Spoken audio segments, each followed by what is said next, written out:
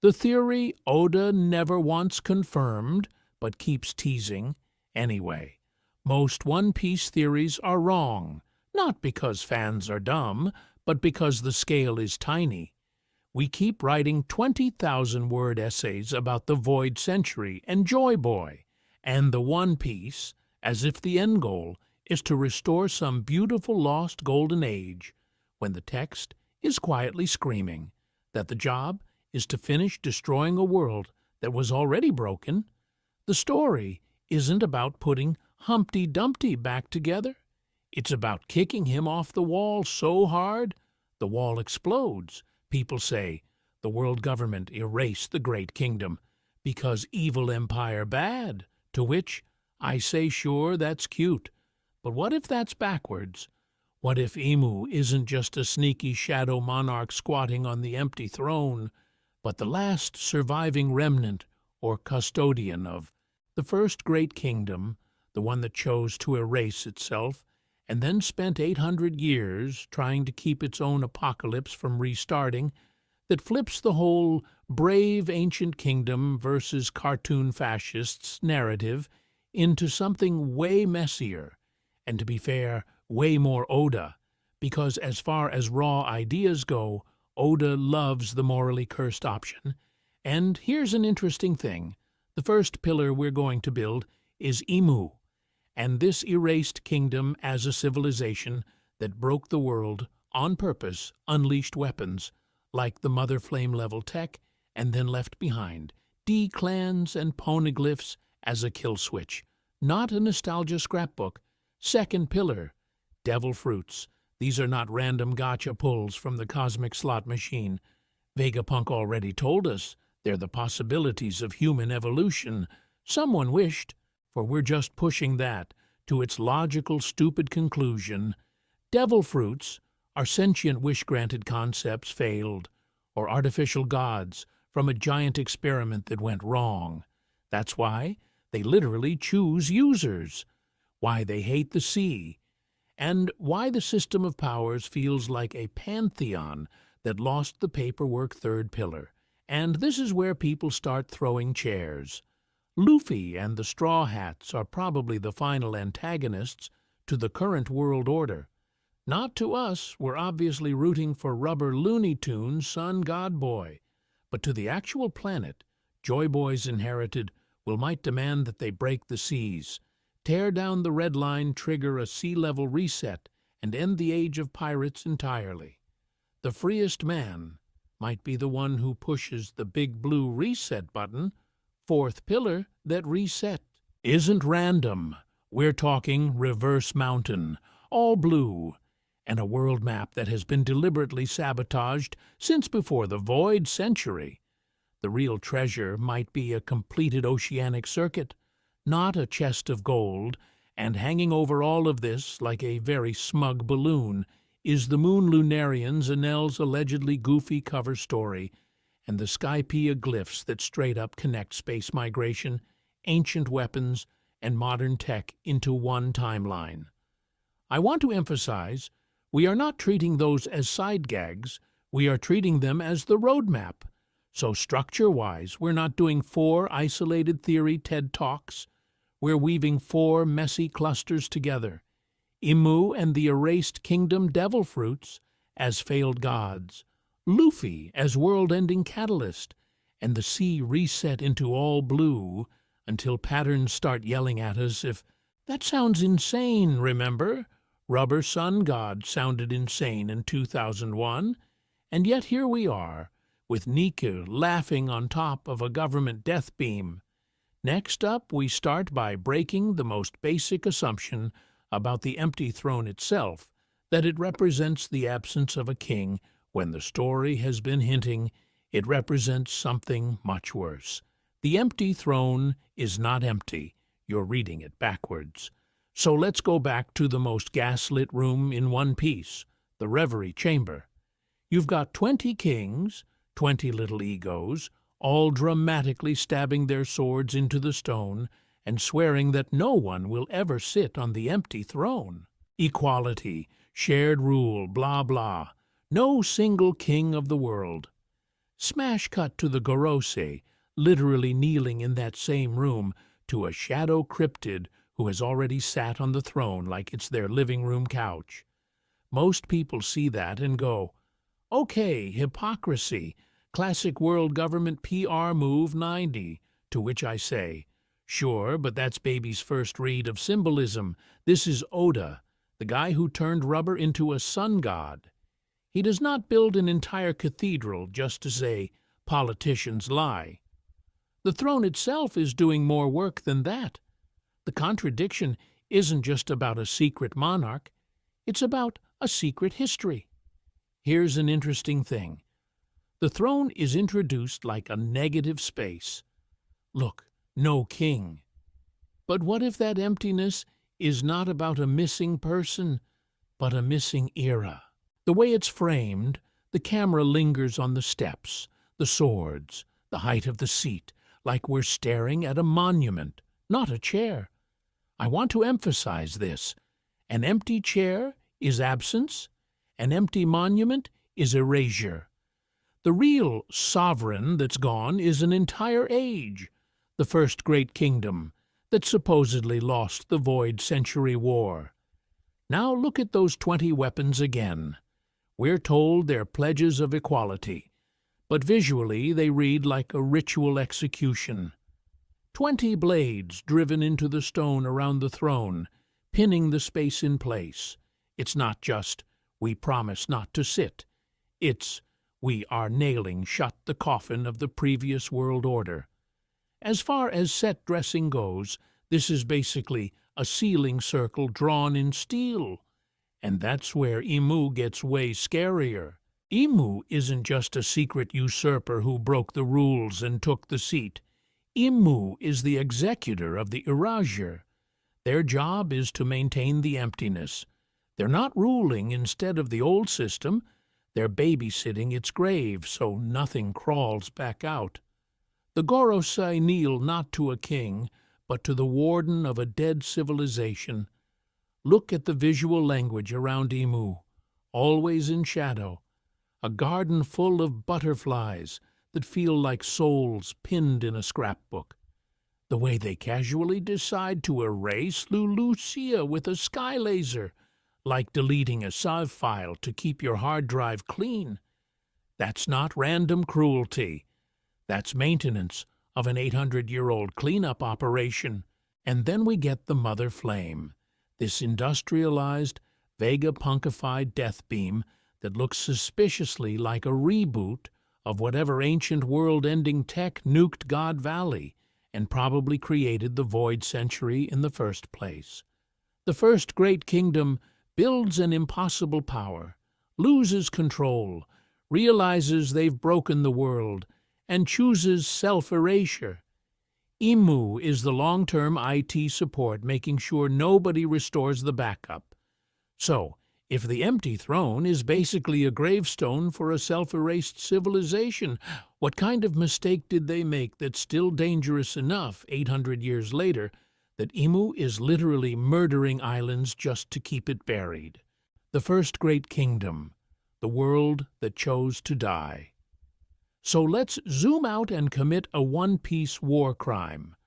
What if the ancient kingdom wasn't some cozy elf commune that got nuked by cartoon fascists, but the first version of a global endgame that went off the rails so hard they literally hit uninstall on reality? People love the easy take, ancient kingdom good, 20 kingdoms bad, to which I say, have you read this series? Oda is allergic to clean morality. Fishman Island, Dressrosa, even Wano are all about cycles of tragedy and people inheriting other people's mess. So, it's way more in character if the Void Century isn't evil wins. It's everyone panics about a mistake they all helped make. I want to emphasize the name here, not just Ancient Kingdom, but the First Great Kingdom. A planetary-scale civilization. Picture a world where the red line isn't a wall yet. The seas actually talk to each other. And Lunarians, Shandians, Skypians, and blue sea humans are all plugged into the same tech paradigm. Enel's dumb little moon vacation, that cover story with winged people arriving from space, reads less like a gag and more like a migration chart for the early user base of this system. And what powered that system? The mother flame is our modern knockoff, but it feels like a bootleg of a way older energy source. Vegapunk literally calls it energy from fire. But the scale is insane. A tiny sample erases Lulucia. So imagine the original, a planetary or even solar-scale tap, a battery big enough to bully gravity, rewrite climate, maybe even poke at concepts like death or will. The calm belts, the Grand Line's weather, the Red Line itself start looking less like natural quirks and more like burn marks from someone overclocking the planet. Here's an interesting thing. Vegapunk also says devil fruits are the possibilities for human evolution someone wished for. That sounds like a science report about something way older than him. The first great kingdom's crowning achievement might have been manufacturing conceptual entities, proto-gods, ideal life forms that latch onto humans. Not just you ate a power, but a power ate you so it can exist. That lines up uncomfortably well with the Nika fruit-choosing Luffy. And to be fair, if you're running a utopia, giving everyone access to DIY godhood probably seems efficient, right up until reality starts tearing. Seas go wild, navigation dies, weather turns into a mood swing, and someone decides, cool, let's slam a continental firewall called the Red Line through the world and cage the chaos. The Grand Line becomes the scar tissue where the experiment broke. This is where the 20 kingdoms slide in, not as cartoon conquerors, but as co-conspirators in a controlled demolition.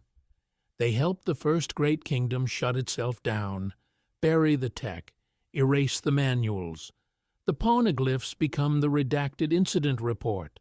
Imu is either the last royal or a chosen warden sitting on the empty throne, not out of hypocrisy, but because as far as they're concerned, any Joy Boy reboot patch is how you get Catastrophe 2.0.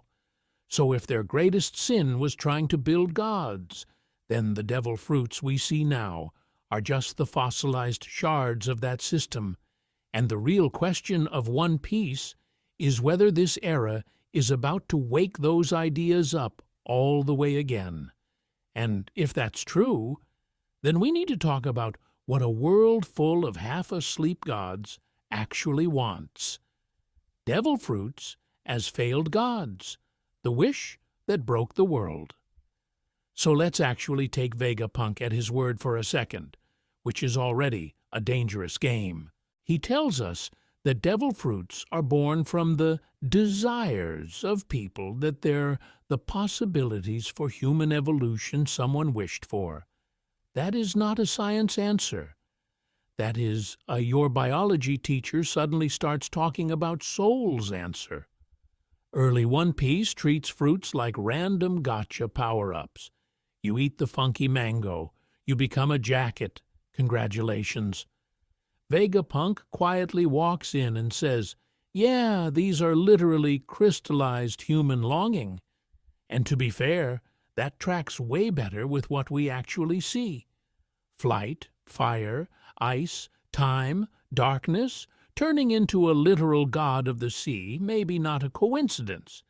If fruits are born from desire, then each one is a wish that got stuck. The Goro Goro is the world trying to become lightning. The Ope Ope is the world trying to manipulate life and death with surgical precision. Even something dumb like the jacket jacket is the world going, what if possession but cozy? They're not just powers people eat. They're ideas that found a way to exist. Here's an interesting thing that sounds suspiciously like a system. Desire in, concept out. So what if the first great kingdom didn't just stumble into this, but industrialized it. Picture an ancient mother flame prototype, a machine that takes collective prayer, fear, and ambition, and compresses it into a semi-autonomous concept. You don't just get a weather machine, you get a weather god. You don't just get stretchy rubber, you get freedom itself in clown shoes. And it went wrong, horribly, because as far as the planet is concerned, these things are foreign bodies. The sea is literally the circulatory system of this world, and it rejects devil fruit users like an organ transplant gone bad. You touched a fake god. Cool, you don't get to float anymore. Go stand in the corner and sink. I want to emphasize the will part here. Fruits reincarnate into the nearest similar fruit. They can apparently be pulled out of corpses. Some, like the yami, feel like they were waiting for a specific kind of monster. That makes way more sense if each fruit is just a shard of a larger, conceptual entity trying to reassemble itself through compatible hosts.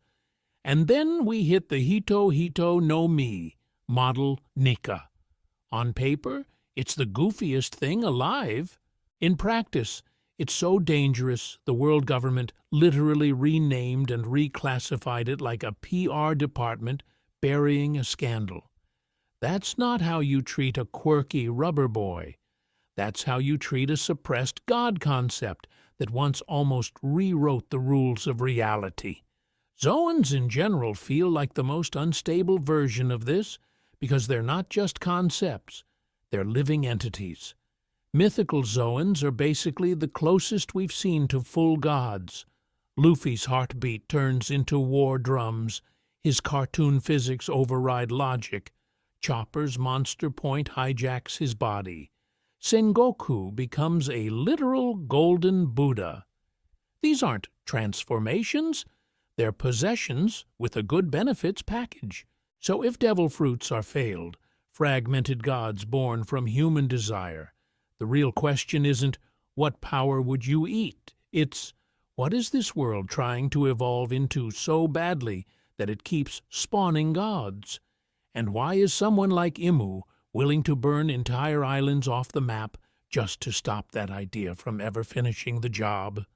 Why devil fruits choose their users and sometimes reject them? So if devil fruits are failed gods, we now have an even dumber, scarier question. Why do these little nightmare oranges act like they have favorites? Because as far as we can tell, this world runs on coincidences so specific they start looking like a dating app for eldritch concepts. Take Luffy. On paper, that's a kid in a bar who does the anime protagonist thing and eats the weird food. But the the Hito Nika, just happens to end up in the hands of a boy who has spent his entire childhood obsessing over freedom, laughing in the face of death, and declaring he'll become pirate king in a tiny backwater village Shanks randomly picks. People say, that's just destiny. To which I say, cool, what's the actual mechanic of destiny here? Because Oda keeps showing us a system, not just vibes. Here's an interesting thing. If fruits were purely random drops, why does Blackbeard, of all people, end up with the Yami no Mi, the most on-brand power for a guy who collects pain, talks about dreams never dying, and literally breaks the rule that you can only have one fruit? He hunts that fruit for decades. Then he steals Whitebeard's power by doing something under a tarp. That's not just biology. That feels like a fruit recognizing a compatible monster and going, yeah, this guy gets me. So the model I want to emphasize is this. Every devil fruit carries a core desire, the original human wish that birthed it. They're not just powers, they're concepts looking for hosts whose dreams, traumas, or ambitions rhyme with that desire. When the match is good, it feels perfect. When it's off, everything gets weird. Luffy is the clean example. Nika is liberation, joy, and breaking rules, both physical and social. Luffy grows up idolizing a carefree pirate who bets his arm on a kid's future in a village ruled by a mountain bandit economy, then spends his life freeing slaves, toppling tyrants, and laughing in execution scenarios. He doesn't just use rubber to fight, he weaponizes fun. The fruit didn't just land on him. The wish for freedom found a kid already living it. Blackbeard is the corrupted match.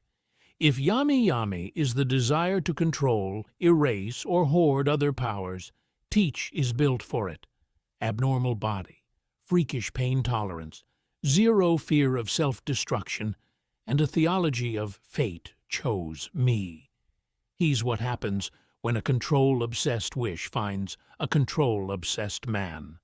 Of course, he becomes a walking bug report in the power system, and then we have the failed copycats. Vegapunk calls fruits the possibilities of human evolution someone wished for, then tries to speed-run God-making with Smiles and a Kado clone fruit. Smiles are grotesque partials, half-animal bodies, forced laughter, emotional side effects. It's like trying to 3D print a soul from a blurry JPEG. The Kaido fruit failure works perfectly on Momonosuke, but he can't fully access it. The desire substrate is missing. It's a bootleg of a god concept without the original wish's personality. When the user's will drifts too far from the fruit's core desire, we get instability, monstrous zoan forms, loss of self, the sense that a fruit is just biding its time until its host dies so it can reincarnate into someone better. That might be why some fruits snap back into circulation suspiciously fast, like the world itself is speed-running a roster update. And that's the real horror. If fruits are selecting hosts, then the planet is quietly assembling a lineup. Joy Boy, Nika, Poseidon, maybe Uranus, for a rerun of the First Great Kingdom's final ritual. Which raises the next problem. If the world is trying to replay that moment, what exactly are Luffy and the other chosen powers being steered toward breaking this time? Joy Boy, Nika, and the prototype god of liberation. So let's talk about the guy the planet keeps soft resetting for. Joy Boy, the Nika fruit, and why Luffy is basically running the world's most dangerous patch update. On paper, these look like three different things. Nika is this legendary sun god of liberation. Joy Boy is a very specific dude from the Void Century who writes apology letters, and Luffy is just some rubber moron who yells about meat. People treat them as separate lore files, to which I say, sure, if you like your hard drive to be a vague mess, because as far as the story is concerned, they're all versions of one role. The designated host of a liberation god, the First Great Kingdom built as a failsafe. Vegapunk already told us devil fruits are possibilities for human evolution that someone wished for. Here's an interesting thing. What if the Nika fruit is the prototype wish? The First Great Kingdom looks at a world sliding into oppression and says, okay, let's make a walking jailbreak. Not just a strong fighter, but a conceptual weapon whose power is literally freedom from rules. Joy Boy, then, isn't just some nice guy with a hat. He's the first or most successful person to fully sync with that idea. The original chosen liberator. His job is to free slaves, sure, but also to free the whole system, from caste hierarchies, from the red line cutting the seas, from whatever cursed feedback loop almost broke reality last time. And to be fair, that's a lot to put on one guy, even if he's running Toon Force 1.0. This is where Fishman Island suddenly matters way more. That apology poneglyph? Joy Boy promising to use Noah to bring the fishmen to the surface, and then going, Yeah, about that. The standard read is, he failed, sad backstory. I want to emphasize how weird that is for someone bonded to a liberation god. How do you, conceptually, fail at freeing people when your entire power is freedom wins? Either the world wasn't ready, or actually completing the plan would have triggered the same catastrophe the kingdom was trying to dodge. Joy Boy isn't just apologizing to Poseidon. He's apologizing for slamming the brakes on the liberation script. The world government's response is very telling. They don't delete the role. They steal and contain it.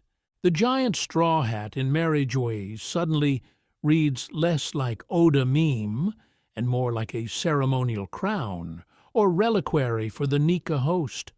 At some point, the rulers of the New World Order were literally storing the symbol of Joy Boy's office in their basement, like, we acknowledge this god, in a locked display case.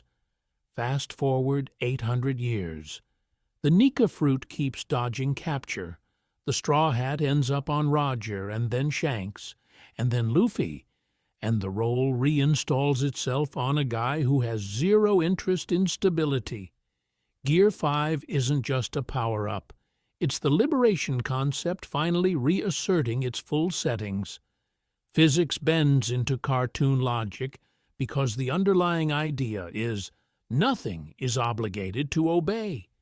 Gravity, elements, even narrative tension are negotiable now. Watch how the Gorosei react. They don't say, that's a strong paramecia. They drop the fake name, call it by its god title, and panic, like someone just booted the Doomsday OS Luffy, stops being a pirate, and becomes an existential bug in the world's operating system they've been maintaining for 800 years. Which leaves us with the uncomfortable question, if Joy Boy had to abort his liberation because finishing it would have broken the world, what happens when Luffy, running Nika 2.0 with no off switch, actually goes all the way? Are we watching the hero of the story or the final antagonist of the Age of Stability? Because if the real One Piece is a button that resets the map, what does a guy who laughs at rules do when he finally reaches it? Luffy as the world's final antagonist, not its savior. So we all kind of run on this default setting that Luffy is the messiah of the ocean, right? He beats the bad guys, frees the slaves, punches a dragon, we clap, roll credits on a sunlit age of freedom. To which I say, cool fairy tale. But what happens the morning after the dragon stays punched and every rule that kept the seas barely functional just evaporates? Because as far as Imu and the Gorosei are concerned, that's not a happy ending. That's a world-ending bug report. From their POV, Luffy isn't the future pirate king. He's a literal Nika-branded catastrophe. This is a guy whose power set is turn reality into a cartoon, ignore conventional damage, and inspire mass uprisings just by existing. If you're trying to keep trade routes stable, nobles feeling safe, and 99% of the population not dying in some food shortage, that's not a hero. That's a walking natural disaster with a goofy laugh, and to be fair, the series quietly backs them up. Whitebeard doesn't say, someone will come and gently reform the tax code. He says someone will challenge the world. The pirate era is consistently framed as great turmoil, not great vibes. Every time Luffy wins, the arc ends with a power vacuum. Alabasta's civil war scars, Dressrosa's wrecked economy, Wano's famine, and destroyed industry. We cheer because Doflamingo and Kaido suck, but if you're a random dock worker, this guy's track record is mixed. Here's an interesting thing. If the One Piece is tied to the planet's structure, then Luffy's endgame might not be new government, it's new ocean. We already have Reverse Mountain as this bizarre 4-sea junction, the the red line slicing the globe like a scar, and constant talk of the all-blue as an impossible dream. Put that together with a Joy Boy reset button, and you get a very specific image. Destroy the red line, drop sea levels, merge the blues, and make the world actually navigable. In that scenario, Luffy becomes the final villain of the old system. Not evil, but the guy whose actions delete the need for Yonko, Grand Line borders, and even the idea of pirates as we know them. He doesn't just topple the world government, he makes their entire operating environment obsolete. Every institution built around dangerous, segmented seas, Marine HQ, Shichibukai-style balancing acts, even revolutionary guerrilla tactics, gets invalidated overnight. And that lines up disgustingly well with Oda's favorite toys. Inherited will, the rise and fall of eras, the way every age's hero is the next age's demon. Joy Boy might have been written as a literal devil in history, because his liberation broke the previous world's stability, the same way Luffy is poised to break this one. Vegapunk already told us devil fruits are human possibilities, wish-made powers. Nika is just the most dangerous wish of all. I want to emphasize the emotional cost here. For the Straw Hats to fully win, they might have to break the very ocean that made their dreams meaningful. The Grand Line, the New World, the insane weather, gone or tamed. Sanji's all blue appears, but the pirate age that defined him ends. Nami maps a world that no longer hides behind storms. Robin uncovers history that erases the need to fight over it. Their greatest victory is also the end of their way of life, and we're just casually rooting for it. So, if Luffy is the smiling apocalypse of the old world, how does he actually hit that reset button? To answer that, we need to stop talking about rubber gods for a second and stare at the planet itself. Reverse Mountain, the Red Line, and the suspiciously convenient myth of the all-blue. The planet is rigged, Reverse Mountain as a man-made scar. So here's the cursed thought. What if the One Piece world map isn't wacky fantasy geography? It's a crime scene photo. Because Reverse Mountain doesn't look like a natural wonder. It looks like the planet's error message. Think about how stupid that thing is. You've got 4 separate oceans, all deciding, yeah, let's run uphill today, sprinting up the same mountain and then politely merging into the Grand Line like it's a water park slide. The currents are insane, the weather around it is a mess, and the story just kind of goes, wow, crazy ocean, huh? To which I say, no, absolutely not. That's not how fluids work. And to be fair, in a normal series, you'd shrug and move on. But this is a world where an ancient civilization could literally move islands, where Skypia has cloud dial tech, where Poseidon is a mermaid whose voice reprograms sea kings. We've already accepted climate weapons and gravity-adjacent nonsense as background flavor. So why are we suddenly shy about saying, hey, maybe the continent-sized wall that cuts the planet in half is man-made? Here's an interesting thing. The Red Line is too perfect. A continuous ring continent, just tall enough to block navigation, just wide enough to segment history, and conveniently hosting Mary Joaz, the center of the world. That doesn't feel like geology. That feels like UI design. The first great kingdom had the power and the motive to build a containment wall, a giant scar to keep certain currents, species, or even void century energy from ever mixing again.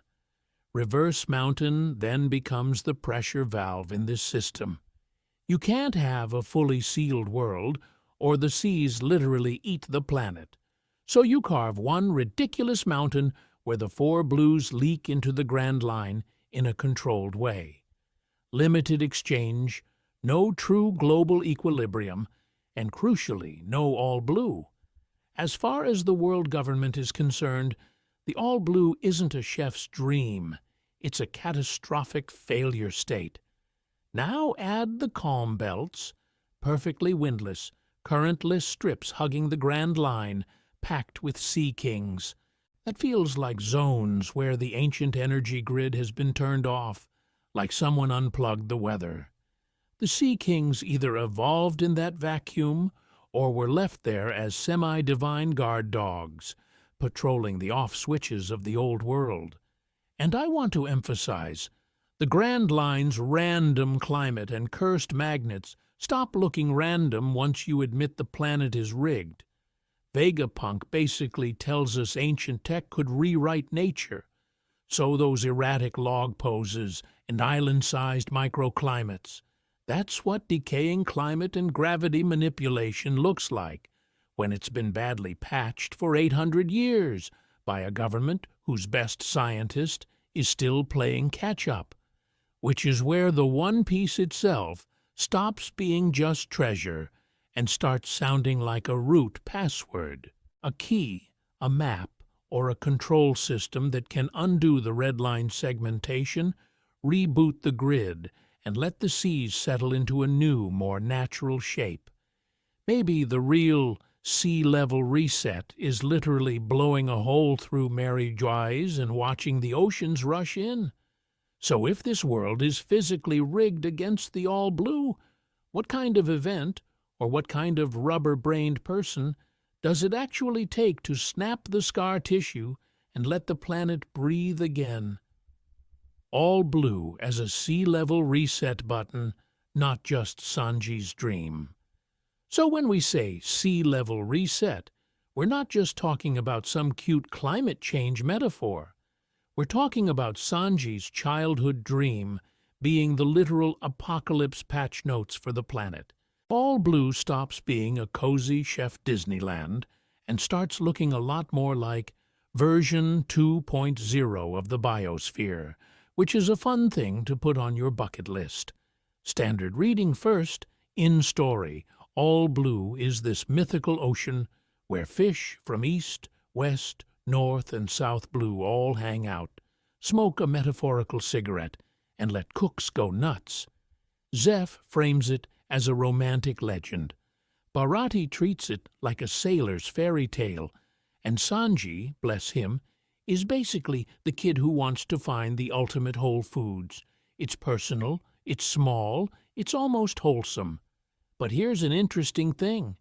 The more you actually think about it, the dumber the secret spot version sounds. For every fish species from 4 completely sealed seas to mingle, you don't just need a funky current. You need the red line problem solved. Reverse Mountain is already the maximum cursed plumbing Oda could draw, and even that only lets ships cross once. No known island, current, or random calm belt gap can sustain full-time, 4-way ecological chaos. As far as oceanography goes, All Blue is physically illegal under the current system. So the cleaner idea is that All Blue isn't a location at all. It's a future state of the world. It's what the oceans look like after the red line is shattered and the Grand Line's artificial anomalies get turned off. Reverse Mountain is just the beta test, a single junction where the 4 blues briefly kiss, then get yanked apart again to preserve the segmented status quo.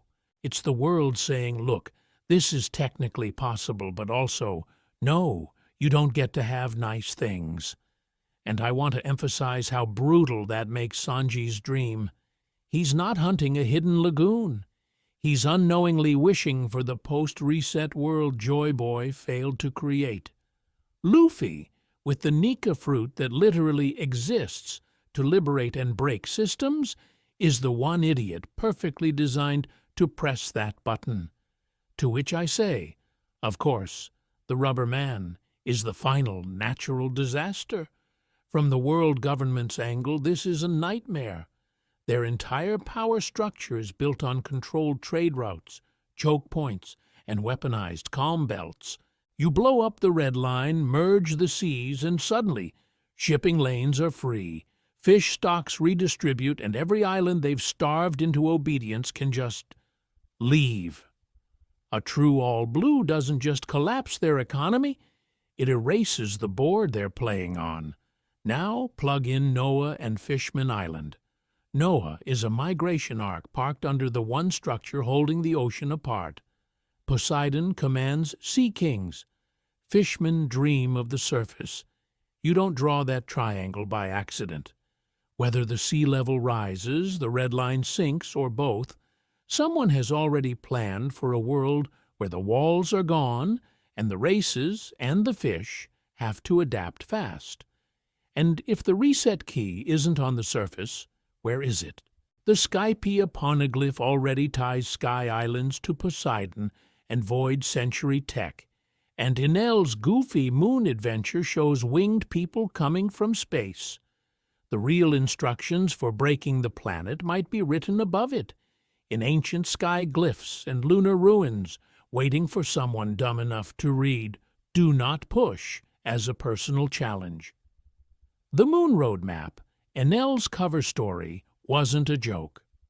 So when we joke that the real One Piece is on the moon, that's usually where the bit ends. To which I say, stop laughing, put the tinfoil back on, because Enel's dumb space vacation might be the single most important lore dump Oda has ever hidden in a gag. Quick recap, so we're on the same cracked page. Enel gets bodied by a rubber himbo, Rage quits Skypea, and flies to the moon in his little ark Maxim. Up there, he finds ancient ruins, reactivates a bunch of automata, and stumbles into murals showing a winged civilization living on the moon, then migrating down to the blue planet. That's already wild, but here's an interesting thing. Oda spent months of page real estate in a throwaway cover series to tell you that at least one advanced society in One Piece is literally off-world in origin. This isn't just flavor. This is Oda quietly saying, by the way, your entire understanding of where technology and culture come from, wrong planet. The murals show three distinct winged groups: Shandians with their tattooed warrior vibe, Skypeans with the rounder wings, and Birkins like Enel. Shared lunar origin, visible divergence.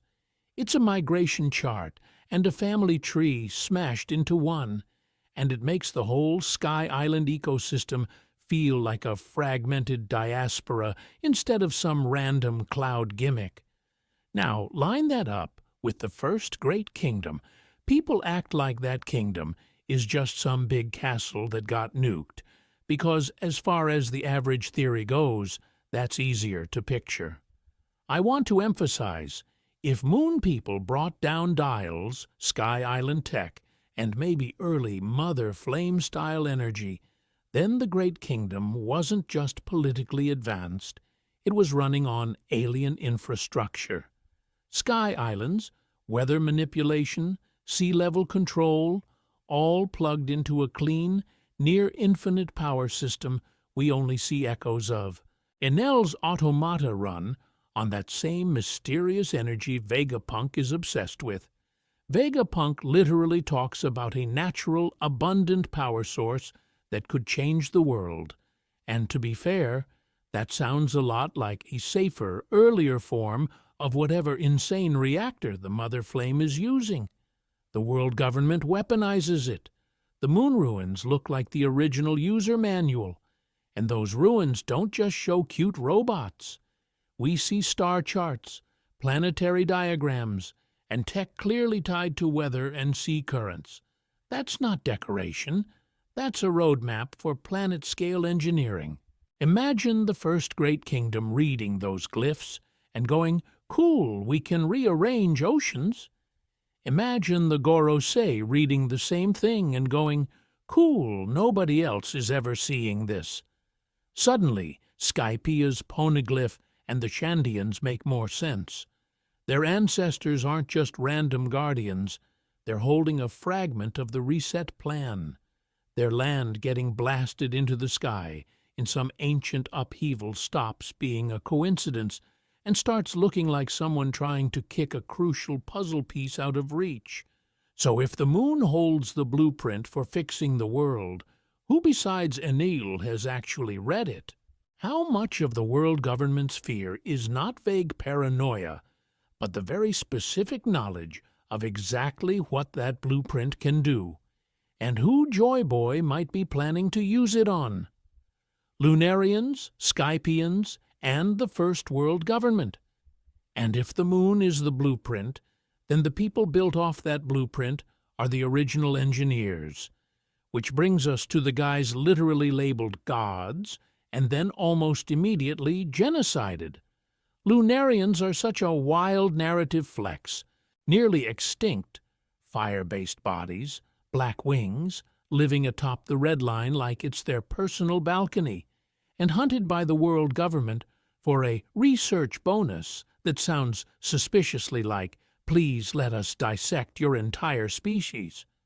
People online treat them as just cool flame guys, to which I say, "Mate, you don't put a whole race of gods on top of the planet's spinal cord for aesthetic reasons, because as far as winged people go, Lunarians are not alone. We've got Scypians, Shandians, Birkins in Enel's cover story, all with similar wings, all clustered around ancient sites and sky islands. Upper Yard is literally a fallen piece of Jaya that just so happens to contain a poneglyph about Poseidon. Enel's moon adventure shows their ancestors arriving from space, building automata, and then migrating down. That's not random. That looks like multiple branches of the same lunar diaspora being parked at key strategic points around the globe. So here's an interesting thing. What if the first world government wasn't the 20 kings at all, but a technocratic council?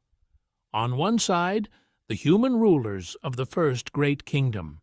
On the other, lunar-descended races, Lunarians as fire specialists, Skypians and Shandians as sky and communication specialists, bringing in advanced energy tech. Not just weapons, but a full planetary operating system, climate control, sea level regulation, maybe even the calm belt. I want to emphasize how terrifying Lunarians are in that context. King's body isn't just durable. It's a walking reactor with a built-in fire toggle. Imagine Mother Flame-style cores that literally require a Lunarian interface to start, regulate, or shut down. You don't need a key card when your key is a person who can stand inside a sun. Suddenly, the obsession with King's lineage factor stops being vague mad science and starts looking like an attempt to recreate a lost admin account. Now, plug in Vegapunk's line about devil fruits being possibilities for human evolution someone wished for.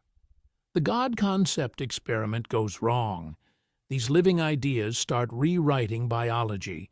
Reality gets messy, and the council fractures. Some factions want to double down, push evolution further, become the gods they prototyped. Others, Aimu's side, want to hard shut the system, erase the logs, and lock the server room. The 20 kingdoms back the shutdown faction. They weaponize lunar tech and Lunarian biology to build red-line fortresses, seize Mary Joaz, once a sacred hub of that coalition, and then turn on their former gods. The empty throne sits where a council once stood. Imu takes the hidden custodial role, and a giant straw hat lingers like a corrupted user profile they can't quite delete. Which means the poneglyphs and Skypia glyphs aren't just history. They're black boxes from a crashed civilization. And the straw hats? They're accidentally gathering the recovery codes needed to reboot the entire world. Which sounds great, until you ask, what exactly boots up when Joy Boy hits restart? Poneglyphs as reboot instructions, not just history logs. So when we say recovery codes, we don't just mean Robin is speedrunning a history degree. She's literally walking around with the world's BIOS manual in her backpack.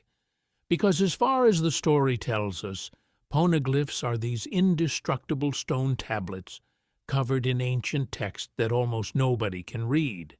And Robin's already told us they're not all the same. Some are pure history, some are instructions, and at least one literally tells you how to wake up Pluton. And to be fair, if your civilization just lost a god-tier war and got completely deleted from public memory, are you really going to leave behind textbooks? Chapter 3. How We Got Clapped by 20 Nations. No, you leave contingency plans. You leave a distributed set of fail-safes that can either restore what you built or finally finish the project you never got to complete. The first great kingdom isn't sentimental, it's paranoid. Here's an interesting thing. Once you think of poneglyphs as a manual, their weird variety suddenly makes sense. Some stones record what went wrong during the Void Century, black boxes of the crash. Others, like the Skypia poneglyph that mentions Poseidon, are clearly about how to interface with specific ancient weapons, and a tiny subset, the really spicy ones, probably outline the full reset procedure for the entire sea and island system. It's not random lore flavor, it's a step-by-step patch note log scattered across the globe. Now, why carve your patch notes into unbreakable stone? Because you're not just trying to survive a war. You're planning for tectonic tantrums, sea level shifting, the red line collapsing, maybe even the planet's magnetic field having a nervous breakdown. Indestructible means this still works, even if someone like Imu spends 800 years rage-quitting and trying to delete every file. The world government can erase O'Hara in an afternoon. They can't erase a poneglyph baked to survive continental drift. And that's where the road poneglyphs get wild. People treat them like 4 QR codes that say, "Go to Laugh-Tale, win treasure," to which I say, "Cool. Why does the final island need 4 separate, hard-to-reach coordinates if it's just a chest of gold?" It tracks way better if Laugh-Tale is the central control node of the old system. All the instructions, all the weapons, all the levers that talk to the one-piece mechanism converge there. You're not just finding a prize, you're logging into root access. Suddenly, the world government ban on researching poneglyphs isn't about, "Oh no, someone might learn we were mean." It's about stopping anyone from assembling the full reboot sequence that could literally uninstall their entire world order. O'Hara died because they were too close to reconstructing the manual. Vegapunk lived because they could co-opt him to rebuild the tech without the reset button, which is how you get Mother Flame and Seraphim, but no global off switch. Which leaves us with the nasty question, if the poneglyphs are the manual, what exactly is the one piece at the end of it? A weapon? A system-wide switch? Or something way stranger that only makes sense once you realize devil fruits might be failed? Gods waiting for a proper reboot. The Mother Flame. Recreating a sun in a bottle. So let's talk about the thing that actually worked. Because if the One Piece world has a do not press button, we just watched Imu casually slam it on Lulutia like they were skipping a cutscene. We know the surface-level version. Vegapunk invents a mysterious energy source called the Mother Flame. The world government borrows some, and suddenly a random kingdom gets Thanos snapped from orbit. A vertical column of light. No countdown, no charging sequence, just sky laser, island gone, ocean boiling, crater where a country used to be. People say, "Wow, crazy space cannon," to which I say, "You're thinking too small. Look at that shot again. It's not a shell, it's not a beam with travel time. It's almost like someone focused the sun itself into a single pixel and clicked delete. The clouds part in a perfect circle. The light is blindingly white, and the result isn't rubble, it's absence. That's not just a weapon. That's concentrated stellar energy on demand. And here's an interesting thing. That visual language is already baked into the series. Sun god Nika, the literal worship of a laughing solar figure. Enel on the moon discovering ancient automata and murals of winged people migrating from space with advanced tech. Poseidon being name-dropped on a sky island poneglyph, tying void century weapons directly to celestial lore. As far as big patterns go, Oda is basically screaming, "Hey, someone in prehistory was playing with cosmic power like it was Wi-Fi." So the theory goes like this. The first great kingdom didn't just make a reactor, they recreated a sun in a bottle. A stable, clean mother flame that sat in orbit, or at a Lagrange point, or buried under the red line, quietly powering a global system. Not a death ray, but the core of climate and sea level control. You want permanent trade winds? Done. You want predictable currents, safe Grand Line routes, gravity tweaks, maybe even the initial raising of the red line as a giant breakwater. That's a single integrated energy grid. I want to emphasize how different that is from what Vegapunk built. His mother flame is probably a janky remake based on poneglyph hints, lunar tech scraps, and O'Hara's burned research notes. It's nuclear fusion reconstructed from cave paintings. And to be fair, the second the world government saw limitless power source, they did not say, "Free energy for all." They said, "Cool, can it erase a map tile?" Imu using it on Lulutia reads like a calibration shot. You test your rebuilt sun battery on a disposable kingdom. Check yield, check targeting, make sure Uranus or whatever orbital interface you're using still talks to the grid. Because, as far as their endgame goes, they either want to pre-delete future Joy Boy allies or prep a controlled global reset where only they hold the thermostat, which is where the ancient weapons stop being random supercannons and start looking like specialized apps for the same OS Pluton to reshape landmasses and maybe crack or create a red line. Poseidon to negotiate with sea kings when you're literally moving oceans. Uranus as the sky key that directs the bottled sun itself. And if the government is trying to monopolize that reset, the obvious nightmare scenario is also the obvious Joy Boy move. The Straw Hats hijack the mother flame and push a different button. Not preserve the current world, but finish the abandoned plan and actually break it. So then the question becomes, what kind of world do you get if Luffy completes the reset instead of Aimu? Why the Straw Hats might have to break the world themselves. If Luffy steals the reset from Imu, we don't just get a different king on the same broken chessboard. We get the Straw Hats literally picking up the board and snapping it in half. Because, as far as the series has set things up, their dream package is not compatible with the current planet. So let's speed run the core dreams. Luffy wants to be Pirate King, which he defines as the freest man on the seas.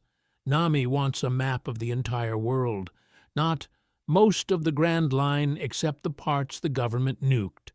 Sanji wants all blue, a sea where every fish from every ocean coexists. Robin wants the true history, no redacted void century, no empty throne cosplay. Frankie wants to see the sunny sail to the end of the world, not just to the end of the world government's patience. Here's an interesting thing.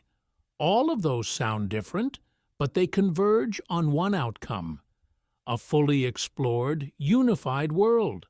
No unreachable blues, no forbidden centuries, no artificial walls between cultures and ecosystems. Usopp's bravery, Chopper's cure, everything medicine, Brook reuniting with Laboon, Jinbei's fish-human equality, even Zoro's world's strongest swordsman title, all kind of assume a single shared stage where everyone can actually meet. And to be fair, from the perspective of this world's status quo, that's apocalyptic. Reverse Mountain only connects the blues because the red line is in the way. The calm belts exist because of that same continental weirdness. The Grand Line's climate mess is literally the byproduct of a sabotaged sea-level system. You don't get all blue without smashing the red line. You don't get a truly global map while giant stone walls and government no-sail zones carve the planet into 4 terrified aquariums. People sometimes say, well, they'll just beat the world government and vibe, to which I say, with what geography? Vegapunk already told us the Void Century people tried to make a better world and got deleted. The poneglyphs aren't just lore collectibles, they're an instruction manual. The Mother Flame and the ancient weapons are not just big guns, they're planetary tools. And Luffy, as Nika, is literally a wish-granting rubber god, whose whole power is reshaping reality around people's desires. You can see where this is going, right? The real endgame isn't just Imu versus Luffy, it's do the Straw Hats push the button? Because using that system properly means they become the agents of the world's end. They will have to decide whether to preserve the romantic chaos of the pirate era, bounties, mystery islands, log pose nonsense, or create a safer, more equitable world that quietly makes pirates obsolete. It's them asking, are we willing to end our own lifestyle to finish our dreams? And that's where the character arcs cut deep.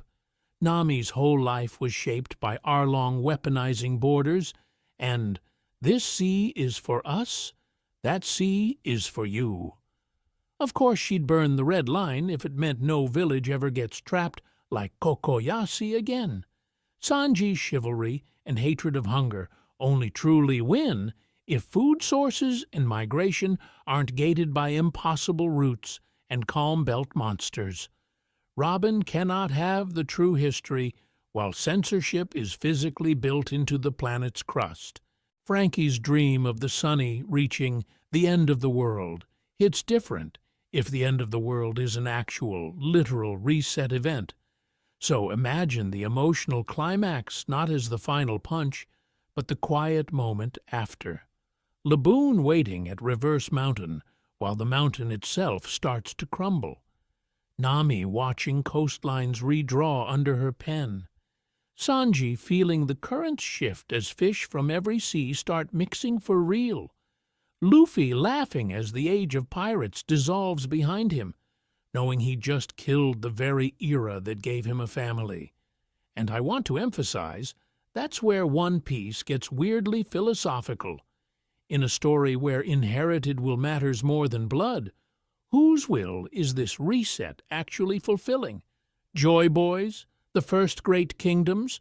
Or is this the world itself trying to evolve past gods, past kings, past even pirate kings? And if Luffy is the one who breaks everything to make that happen, does that make him the ultimate savior or the final villain in everyone else's history books? Rewriting the stakes from pirate adventure to cosmological reboot. So at this point, it kind of stops feeling like a pirate comic and starts feeling like someone snuck a soft sci-fi reboot pitch into Weekly Shonen Jump. We started with Luffy wanting a boat and some friends, and we've quietly drifted into, hey, do you want to participate in a planetary firmware update? Let's quickly pull the threads we've thrown all over the floor. Imu and the Empty Throne aren't just secret tyrant aesthetics. They look like custodians of an erased first great kingdom sitting on a chair that's supposed to be impossible. Devil fruits aren't just fun power-ups. They're failed or artificial gods. Ideas that literally eat people so they can walk around. Luffy isn't just inheriting Joy Boy or Nika, he's potentially inheriting the role of final antagonist to the current world, and the map itself.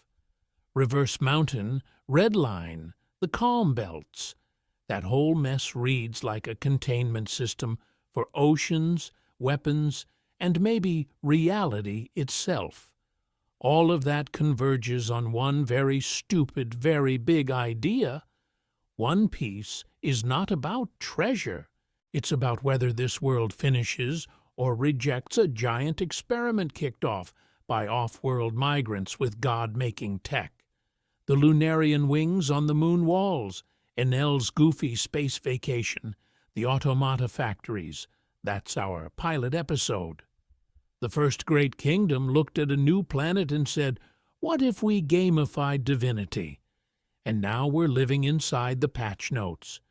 In that frame, the One Piece itself stops being a chest and starts being a keystone. Maybe it's a mechanism under the red line. Maybe it's a revelation on Laugh Tale. Maybe it's literally a choice screen. But whatever it is, it probably forces the next Joy Boy to decide, preserve this flawed but familiar sea, or risk a reset that could heal everything, or make the previous world screaming look like a warm-up. I want to emphasize, that's a different kind of shonen climax. That's not beat the boss. That's, do you pull the plug on the whole system? And once you wear that lens, every old arc gets retroactively hostile. Skypiea stops being filler and becomes a preview of Sky Race lore and lunar tech, with a poneglyph casually name-dropping Poseidon. Eni's lobby turns into a thesis statement about the war on knowledge. Burn the scholars, protect the experiment. Fishman Island reads like a beta test for post-reset sea politics, complete with prophecy.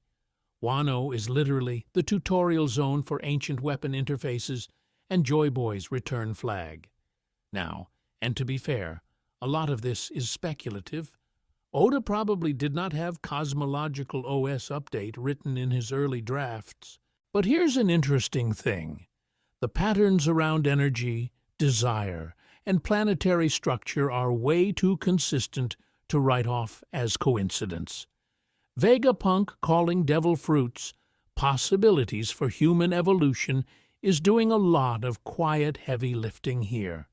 So for the rest of this video, we're going to deep dive each pillar of that reboot. Immu's true origin and why the empty throne might be a maintenance chair. The full metaphysics of devil fruits as parasitic ideas. The mechanics of a sea-level reset and the Red Line's demolition. The moon's hidden timeline as the prequel season. Plus, where Blackbeard, Shanks, and Dragon slot in. Are they rival admins, saboteurs, or people trying to unplug the router entirely? People will say, isn't the One Piece just a big pile of gold? To which I say, sure. And your phone is just a shiny brick until you press the wrong button. For the next stretch, I want you to temporarily ditch the treasure chest image and picture a control room instead, with Luffy holding the lever labeled Future. Because as far as taboo questions go, we're about to hit the big one. What if Immu isn't entirely wrong to fear Joy Boy's return? And what if the first world that tried this already died screaming? The Void Century wasn't erased, it was version patched. So let's crank the paranoia dial all the way up and ask, what if the Void Century wasn't just deleted lore, but a failed operating system? Not, we burned the library, but we uninstalled Reality 1.0 and installed Reality 2.0. Please restart your planet. People usually talk about the world government like it scrubbed one kingdom from the record, to which I say, you don't need poneglyph-sized hard drives just to hide one bad monarchy. You need that when you're overwriting an entire global build. because as far as the text goes, we keep seeing this pattern of before and after like a giant cosmic patch note that no one is allowed to read. Here's an interesting thing. The first great kingdom looks less like a victim and more like a dev who pushed a dangerous update on purpose. They willingly chose to die, but not quietly. They left a fail-safe patch spread across the poneglyph network, the ancient weapons, and Joy Boy's promise. That's not a diary. That's version control. The poneglyphs are the changelog, the weapons are the rollback tools, and Joy Boy is the user who agreed to the terms of service without reading them. Imu and the Gorosei in this frame aren't just cartoon tyrants. They're the sysadmins of reality 2.0, sitting on the empty throne like a root account that pretends it doesn't exist. Their entire job is making sure no one accidentally boots the world back into ancient OS. That's why anything that smells like previous build gets hard pruned. O'Hara didn't just commit the crime of curiosity. They were literally running unauthorized recovery software. The Buster Call is less censorship and more factory reset with extreme prejudice. The Great Cleansing? That's a global antivirus scan. The taboo on researching the Void Century is an anti-rollback protocol. You're not allowed to even think about the old version because thinking about it is how you start reconstructing the patch. And to be fair, the legacy code is everywhere. Devil fruits are explicitly described by Vegapunk as the possibilities of human evolution someone wished for.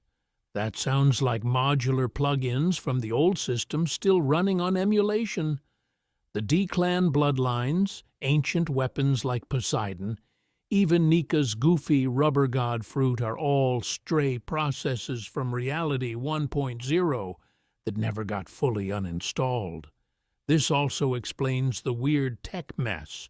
We have Vegapunk, Mother Flame, sky lasers, and a literal space migration backstory with Enel on the moon.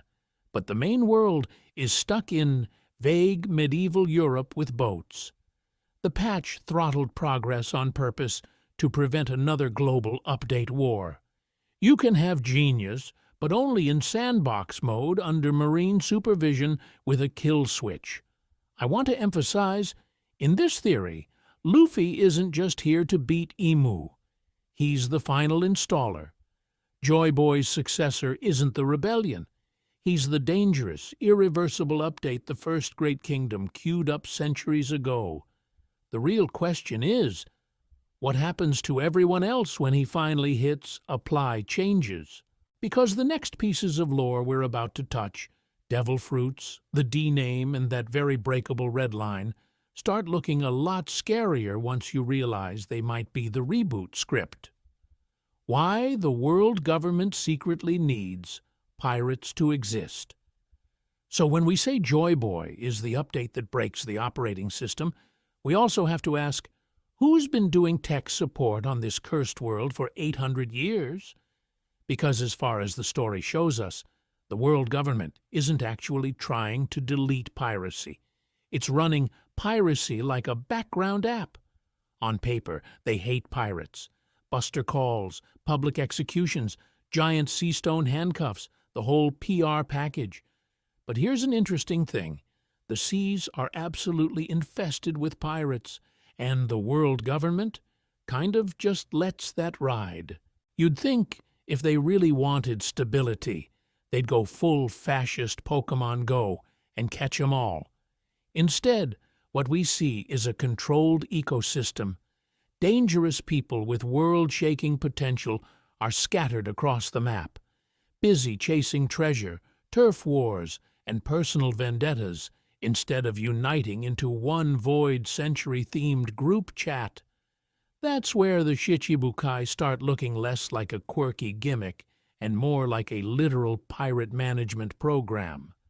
The government looks at the worst offenders and goes, "Okay, you're a warlord now. You get a hall pass, and in exchange, you bully other pirates for us. Crocodile is allowed to burrow into Alabasta until the second he stops being a useful, deniable asset. Doflamingo runs Dressrosa as a black market hub that quietly feeds celestial dragon lifestyles. These guys are horror shows, and to be fair, the government knows that.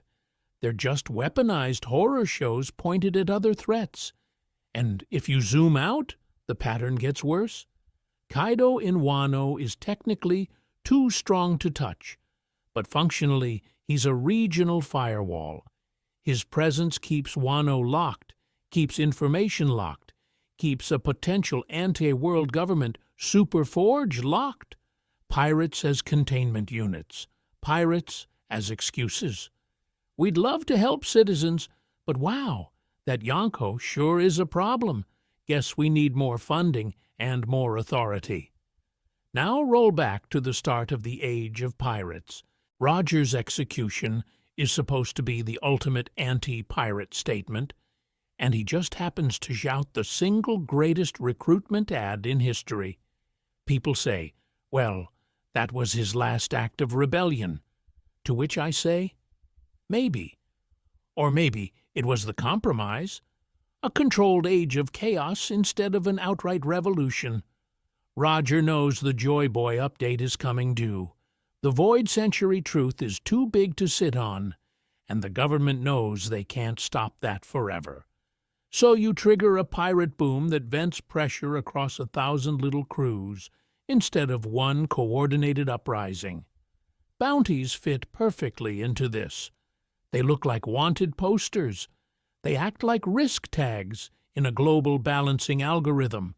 The higher your number, the more the system pays attention, but also the more it can justify using you as a piece on the board. Yonko, warlords, supernovas. These are categories in a live service game, not just criminals. I want to emphasize how often the government fails to catch people. It absolutely has the resources to crush. Because if pirates are part of the system, then Luffy's real crime isn't being a pirate at all. It's being the one pirate who refuses to stay inside the algorithm. He topples warlords the government needs, allies with nations that aren't supposed to connect, and drags ancient history into viral circulation. That's why his very existence doesn't just scare Emu, it threatens the patch itself. And if the patch is failing, we need to talk about the weirdest bug report in the code. Devil fruits that act like living ideas choosing their own uninstall targets. Devil fruits as bugged God updates, why they choose users. So if the world is running on a collapsing patch, devil fruits are the glitchy apps that somehow got admin access. People like to say, they're just magic fruits. Stop overthinking it. To which I say, you are watching a series where a reindeer doctor does brain surgery with a hat. We are absolutely overthinking it. Here's an interesting thing Vegapunk basically spells out. Devil fruits are possibilities of human evolution someone wished for. Cool line. Sounds poetic, but taken literally, it's terrifying. Because as far as big Void Century projects go, that sounds like the first great kingdom tried to build a modular god. Not one monolithic sun deity, but a whole system of plug-in god functions you could install into people. Rubber physics module, darkness module, soul manipulation module. You don't change the whole universe at once. You rewrite individuals and let them propagate the update. Then the project dies. The kingdom is erased, and those modules don't get properly uninstalled. They desync from the main server and start reincarnating as fruit. Every devil fruit is now a stranded patch, still running its one exaggerated rule on whoever bites it. Your personal physics get overwritten. You are rubber now. You are sand now. You are a pocket dimension of screaming darkness now. Neat. And the devil part? I want to emphasize how boring that word actually is in a series this weird. What if it was never demonic? It was debug that got mythologized. The sea curse suddenly makes sense if the ocean is the core infrastructure of the planet's operating system. Unstable code gets quarantined away from the main network. You touch raw seawater, the kernel says, "Nope," and throttles your power. It's not morality, it's IT security. That also explains why fruits feel like they choose people. If they're fragments of a God-level system, they'd need a matchmaking algorithm.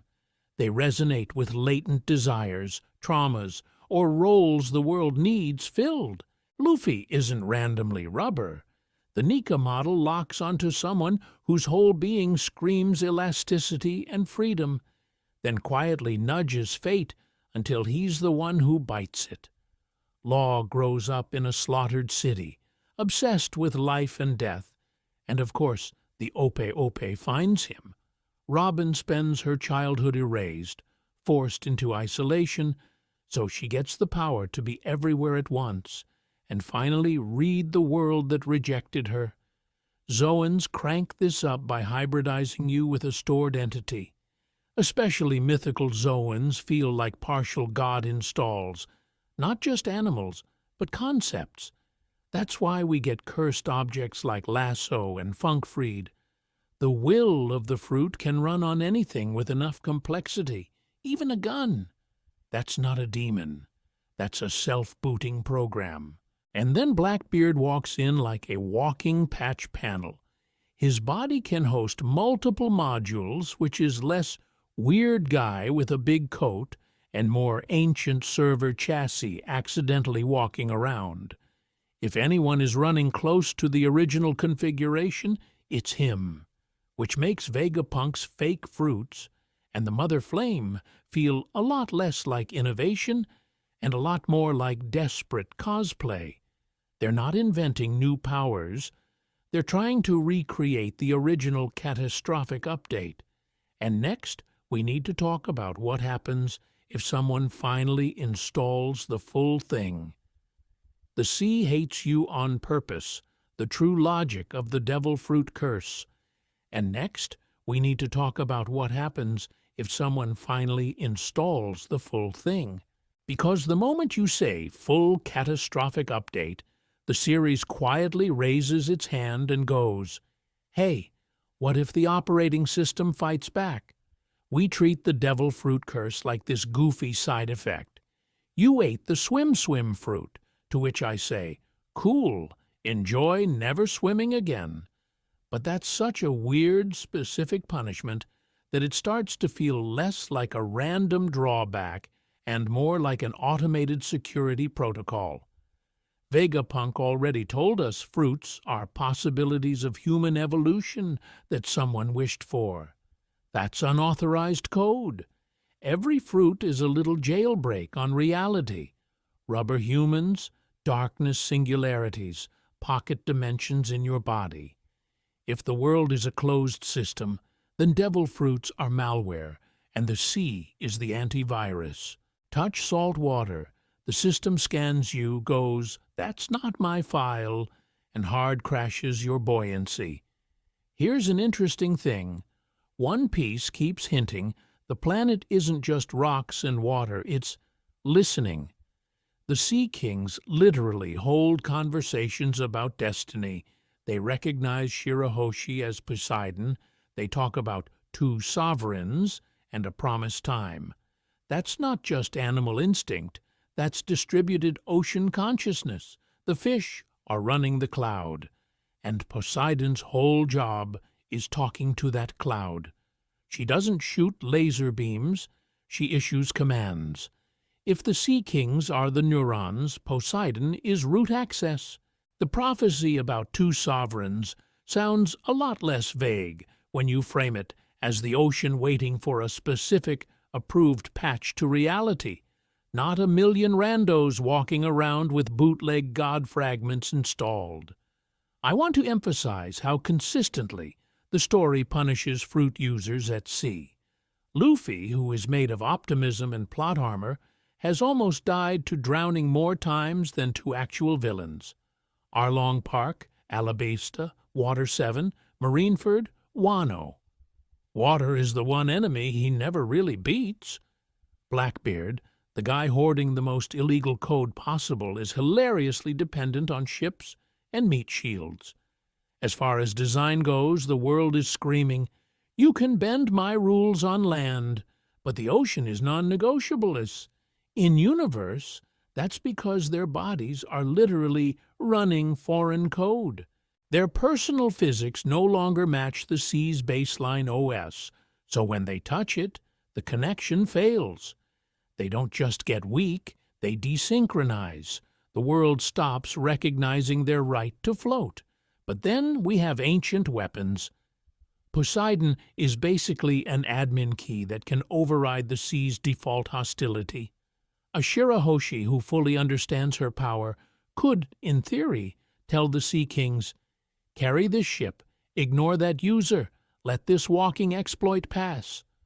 Pluton as a warship and Uranus as sky control feel like the other two parts of a master control suite that can temporarily rewrite how the planet enforces its own rules, which raises the terrifying endgame. If the final sea-level reset involves smashing the red line and reconnecting all the blues, someone has to reconcile Devil Fruit Code with the ocean's will. Does Luffy, avatar of the most illegal fruit in existence, have to give up Nika so the world can finally heal? Or does he convince the sea to whitelist joy itself? And if the sea is already fighting Devil Fruit users this hard, what happens when the Nika model, literal cartoon chaos, tries to push a full system-wide update on reality next? Luffy's fruit isn't special. His role is. So when we talk about Nika trying to push a full system-wide update on reality, fandom usually jumps straight to, "Wow, busted fruit, peak power creep."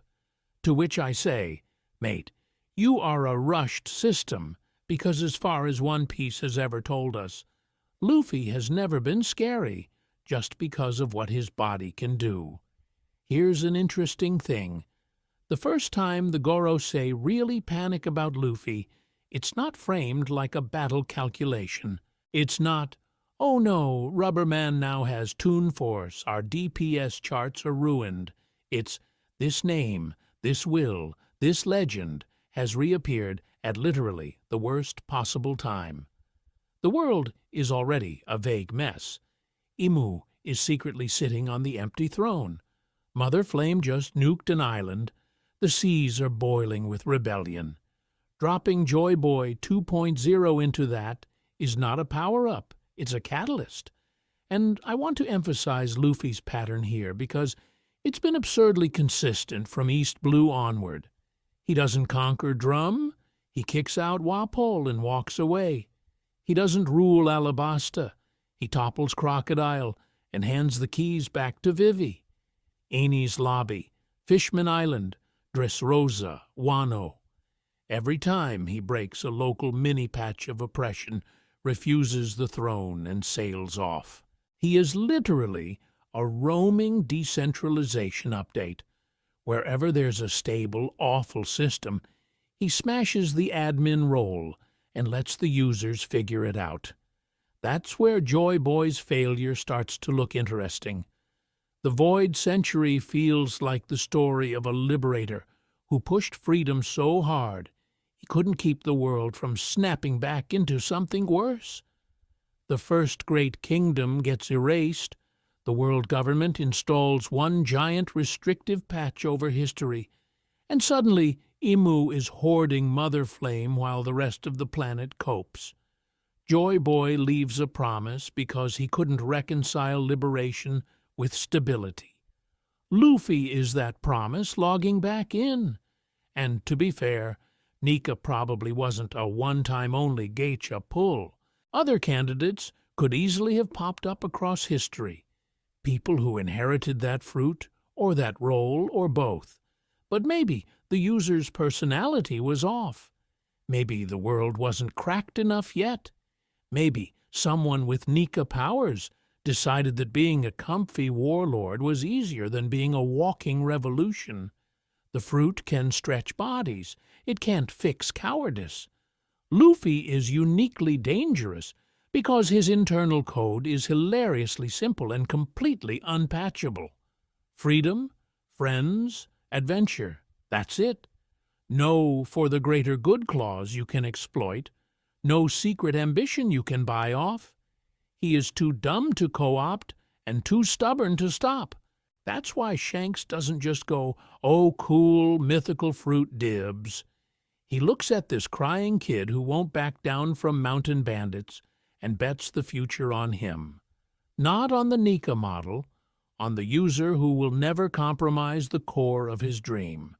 So, if Luffy's real role is to push freedom to its logical extreme, we kind of have to ask, what happens when that extreme is incompatible with a livable world? What does the planet do when its folk hero protagonist is, from the system's perspective, the final boss? The Straw Hats as walking system errors, why each one breaks a rule. From the world's point of view, Luffy isn't just a final boss, he's malware. And the really fun part is that the virus isn't just him, it's the entire Straw Hat crew.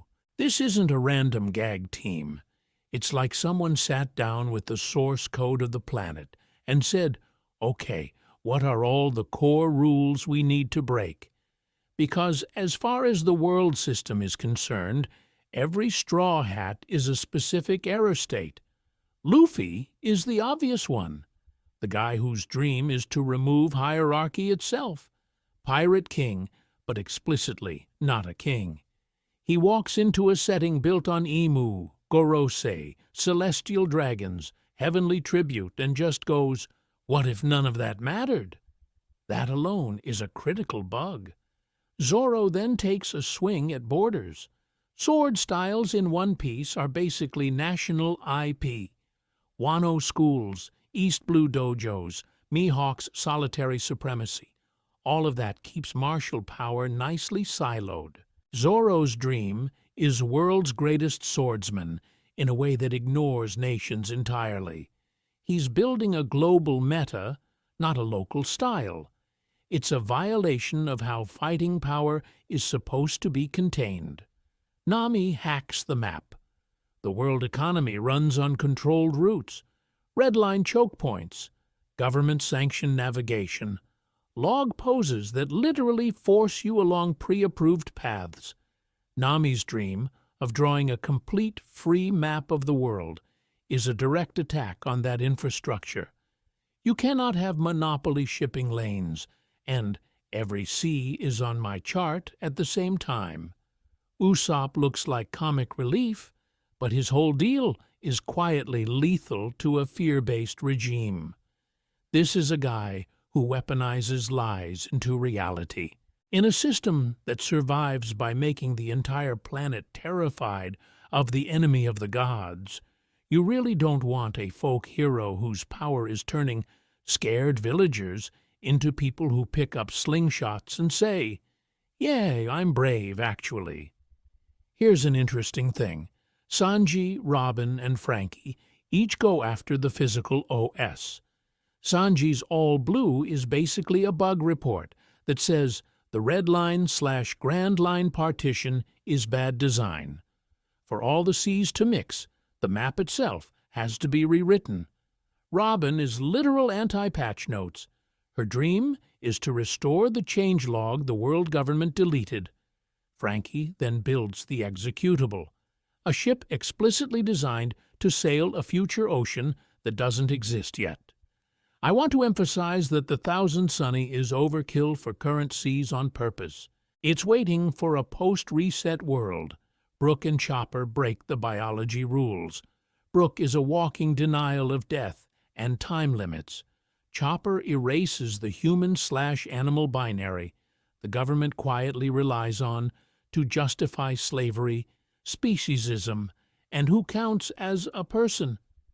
Jinbe finally shreds the racial hierarchy patch by serving as fishman helmsman to the Pirate King candidate instead of a reasonable compromise leader.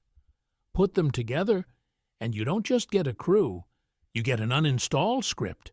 If all their dreams fire successfully, the economic, political, racial, and geographic scaffolding of this patched reality collapses. And the wild part is, they're not even talking about that. They're just sailing on a ship literally built for the seas that only exist after the reset we're heading toward. So, the question becomes, what kind of treasure sits at the end of a journey that's quietly dismantling the entire operating system of the world? Joy Boy's failure was the world's first soft reset. So if the world is already running on a cursed patch, we need to talk about the guy who pushed the first update. Because as far as the story wants you to think, Joy Boy is just that dude who fumbled a promise to a fish princess. To which I say, mate, that is way too small a failure for someone the world government is still terrified of 800 years later. Here's an interesting thing. The Noah, Poseidon, and that promise to bring fishmen to the surface are almost always treated like a local civil rights subplot. One day, you'll live upstairs with the humans. Cute, inspiring, very Disney. But when you actually look at the scale, it starts to feel less like a social pledge and more like a world-scale migration protocol that got hard-crashed mid-download. The Noah is absurdly huge, parked under the red line like a USB drive jammed into the planet's spine. Poseidon isn't just talks to sea kings, it's literal route access to the ocean's transport system. That's not a boat and a princess. That's infrastructure for moving entire populations if, say, sea levels were about to change or a giant continent wall was about to stop existing. So the theory goes, Joy Boy wasn't just promising relocation after brunch. He had already initiated a proto-reset. Maybe the plan was to shatter the red line, merge the blues, and stabilize the seas in a new configuration. Reverse mountain, the calm belts, all those weird current patterns, those feel like scars of a half-executed patch. And to be fair, if you're the mysterious First Great Kingdom with moon tech and ancient weapons, that's exactly the kind of insane idea you'd try. But then Emu and the alliance that became the world government step in, look at this unfolding geo-update and go, absolutely not. This will kill literally everyone. They intervene. War breaks out. The First Great Kingdom loses. The reset is aborted halfway through, and instead of a clean new world, we get this janky hybrid reality where fishmen are still underwater, the red line still exists, and the seas are barely held together by a mess of currents and political lies. Suddenly, the poneglyph apology reads very differently. It's not, sorry, I failed my promise. It's, sorry, I had to leave you stuck in this half-finished world for 800 years while the people who beat me locked everything down. I want to emphasize how brutal that is. Joy Boy's soft reset doesn't just fail. It creates a limbo state that becomes the status quo. And the ancient weapons? Those are the leftover tools from that aborted update. Poseidon, Pluton, Uranus, maybe even the Mother Flame as a modern knockoff. Each one is powerful enough to finish the job, but using them without completing Joy Boy's full design is basically speedrunning an extinction event. This is where Emu gets really interesting. In this frame, Emu isn't just cartoon evil sitting on the empty throne for the aesthetic. Emu is the person who saw Joy Boy's reset as existentially catastrophic and decided the only safe world is one that never changes again. Harsh stability over dangerous freedom, eternal patch freeze, which is why Luffy inheriting Joy Boy's will is so terrifying to the system. He's not here to do the same soft reset correctly. He's here to push the full version, the one that actually finishes what was started, breaks the map, and invalidates 800 years of stability. And if Joy Boy's partial reset already gave us Reverse Mountain, the Grand Line, and this bizarre ocean architecture, the real question becomes, what does a complete reset look like in concrete geographic terms? What happens to the red line, the blues, and the very idea of an age of pirates when the world finally updates for real? Reverse Mountain is a glitched drainpipe for a broken ocean. So if the world is already running on scuffed patch notes, Reverse Mountain is the bug report Oda drew on screen. You look at that thing for more than 5 seconds, and the only logical reaction is, this is not geology, this is a plumbing error.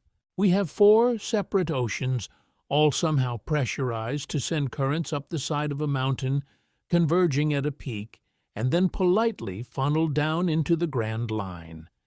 As far as natural formations go, that's not one. That's a water park designed by a programmer who forgot how gravity works. People will say, oh, it's just fantasy ocean magic, to which I say, no, it's fantasy ocean infrastructure. It looks like a drain pipe someone jammed into a planet that was already mid-collapse. Here's an interesting thing. If we treat Reverse Mountain as engineered, suddenly it makes sense as a pressure valve. During the last attempted reset, the Joy Boy patch that didn't fully install, you'd have 4 massive bodies of water trying to crash together once the red line went up. So you build a release point, a controlled leak that lets the seas equalize without instantly deleting every coastline. It's ugly, it's dangerous, but it keeps the world from blue screening. And to be fair, the Grand Line behaves exactly like a world whose sea level and climate systems got forcibly rearranged and never quite stabilized. Unnatural currents, insane weather bands, calm belts like dead zones flanking the chaos in the middle. It's less mysterious Adventure Sea and more someone grabbed the planet's climate sliders and then walked away mid-experiment. The log pose system is literally a set of navigational crutches because the magnetic and climatic fields are such a mess that compasses just give up and die. I want to emphasize how much that screams artificial. Islands with their own locked magnetic signatures, that's not just quirky, that's what happens when you scramble the world's field lines with some void-century superweapon and then jury-rig a workaround. Vegapunk calls devil fruits possibilities for human evolution someone wished for. The log poses feel like the sad, practical version of that same idea. Humans wish to keep sailing in a broken world, so the world government-era tech community hacked together a Band-Aid.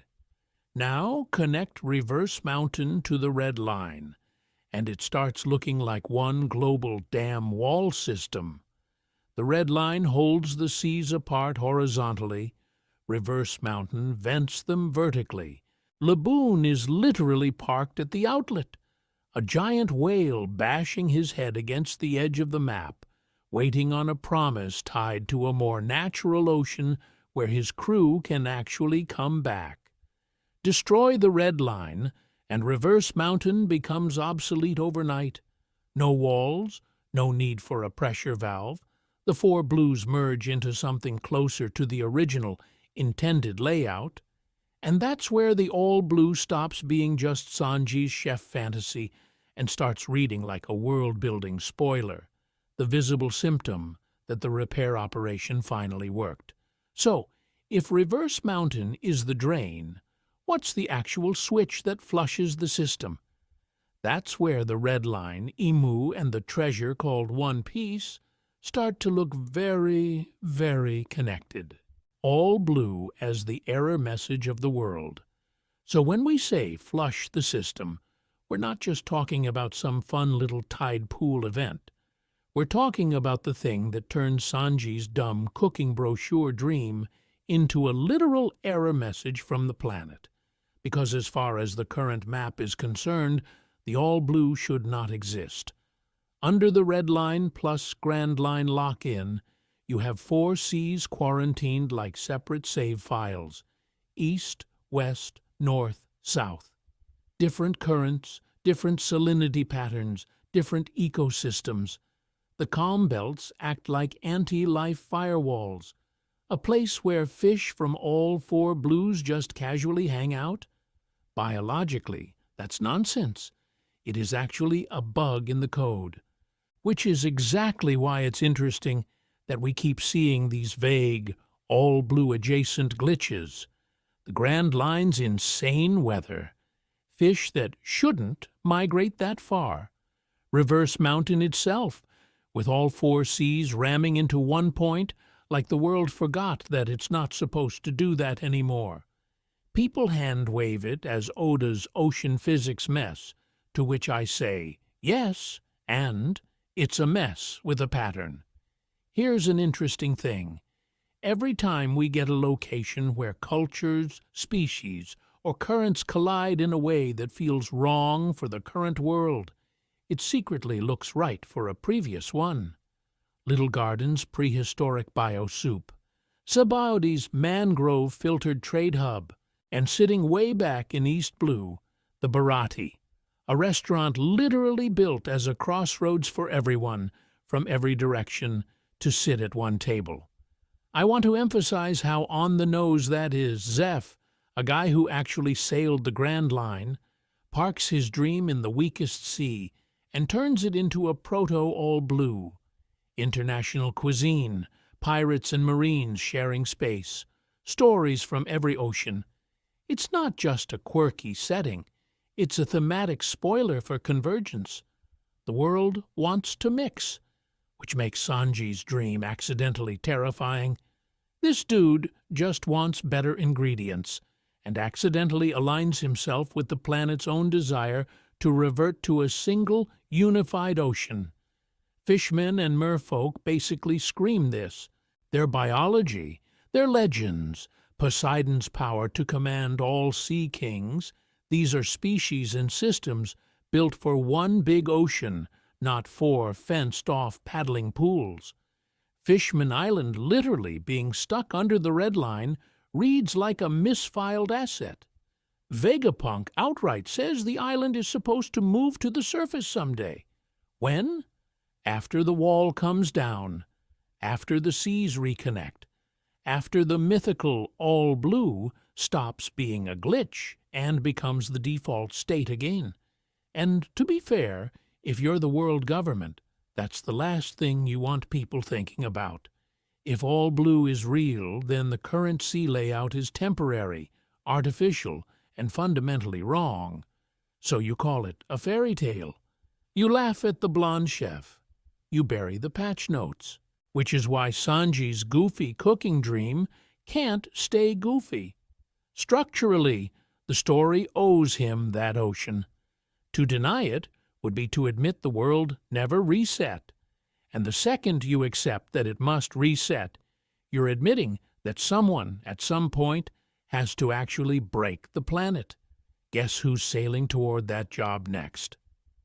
The red line is the final boss, not Emu, not Blackbeard. So when we say someone has to actually break the planet, most people's brains autofill with Emu or Blackbeard or some giant mother flame nuke going off on screen. To which I say, you're thinking too small. The real final boss of One Piece is not a guy. It's urban planning. It's the Red Line. Because as far as the story is concerned, the Red Line is the original crime scene. It's the literal wall that turned one global ocean into 4 fenced-off aquariums, and that one geological decision is what makes the entire world government system possible. You can't have a stable, centralized marine bureaucracy if every pirate can just sail in a straight line forever. You need choke points, tariffs, and customs. Congratulations, You've invented reverse mountain and marée joie. Here's an interesting thing. Every big dream in this series runs face first into that rock. All blue can't exist while the seas are physically segregated. Fishmen equality? Their promised land is under the red line, in a glass bubble, literally crushed by the status quo. True freedom of navigation? The calm belt, the Grand Line entry gates, the red line crossings, it's all one giant security system disguised as geography. Even Robin's quest for history is blocked by a wall. The Void Century is about the world that existed before this giant scar. And to be fair, Oda has been screaming this visually the whole time. The celestial dragons live on top of the wound. Marée Joie is perched right on the summit of the thing that broke the seas, like a band-aid that became a palace. The empty throne? It's not just political symbolism. It's sitting at the world's highest checkpoint. The message is, no one rules, while the entire planet is literally routed through their front yard. So, if the Red Line is the real antagonist, how do you beat a continent? You don't punch it. You press the Void Century undo button. That's where ancient weapons and the Mother Flame come in. Poseidon controls the sea kings that can move continents. Uranus is probably sky-level terraforming power. Pluton is a warship designed to erase islands. Combine that with a clean, Vegapunk-approved energy source, and suddenly destroy the Red Line. Stops being a meme and starts being an engineering project. I want to emphasize how much the narrative has been training us for this scale. Enies Lobby gets Buster called off the map, and we just move on. Marineford is a live-streamed extinction event. Onigashima is a flying island, casually aimed at a civilian population as a set piece. Every arc is a little lab where Oda tests how much collateral damage you'll emotionally tolerate. So the final choice might not be beat Immu or fail. It might be beat Immu and change nothing, versus risk drowning half the map to actually fix the world. Luffy as Joy Boy isn't just the guy who wins the fight. He's the guy who presses the reset button that makes piracy obsolete. And if that button drops the Red Line, what happens to Marée Joie sliding off a collapsing cliff? What happens to Fishman Island when that ceiling becomes open ocean? What happens to Reverse Mountain when the currents lose their wall? The world gets its freedom. But the first few minutes of that freedom are going to be ugly. Fishman Island was always meant to be temporary. And sitting right under all of that potential geological murder is the worst rental apartment in the series, Fishman Island. It is literally bolted to the underside of the problem. The Red Line is the thing that splits the world, props up Marée Joie, and physically symbolizes the system that oppressed fishmen for centuries. And their safe haven is a fragile soap bubble glued to its belly. As permanent solutions go, this is like putting your fire escape inside the oven. Because as far as world building goes, that setup is narratively screaming at us. You don't park an entire persecuted species directly beneath the celestial capital, dependent on a rock ceiling that's about to be deleted from existence, unless that's a holding pattern. It feels less like the Promised Land and more like airport layover with extra racism. And to be fair, the story keeps telling us this.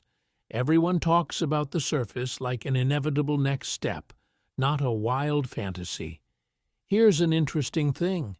Once you treat Fishman Island as temporary, Joy Boy's apology, Poseidon, and Noah all snap into place.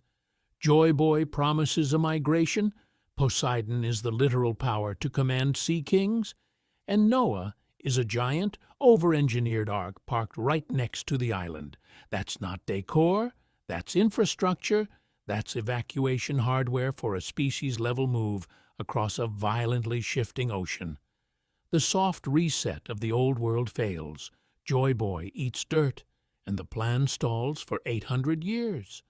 The Ark just sits there, like a failed Kickstarter reward. The prophecy of the destroyer coming to Fishman Island sounds terrifying on the surface, but to which I say, good. The island is a death trap.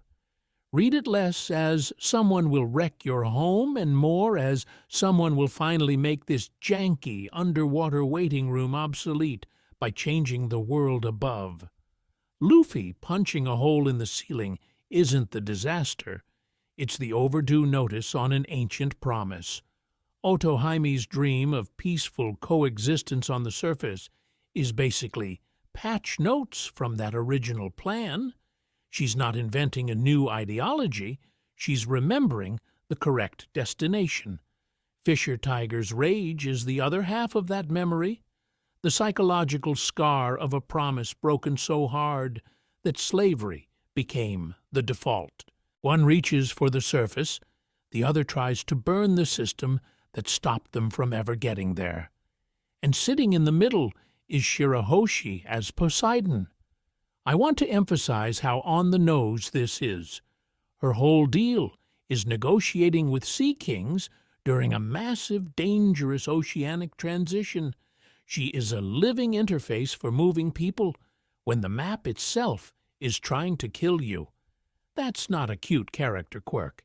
That's system-critical void-century tech wearing a dress.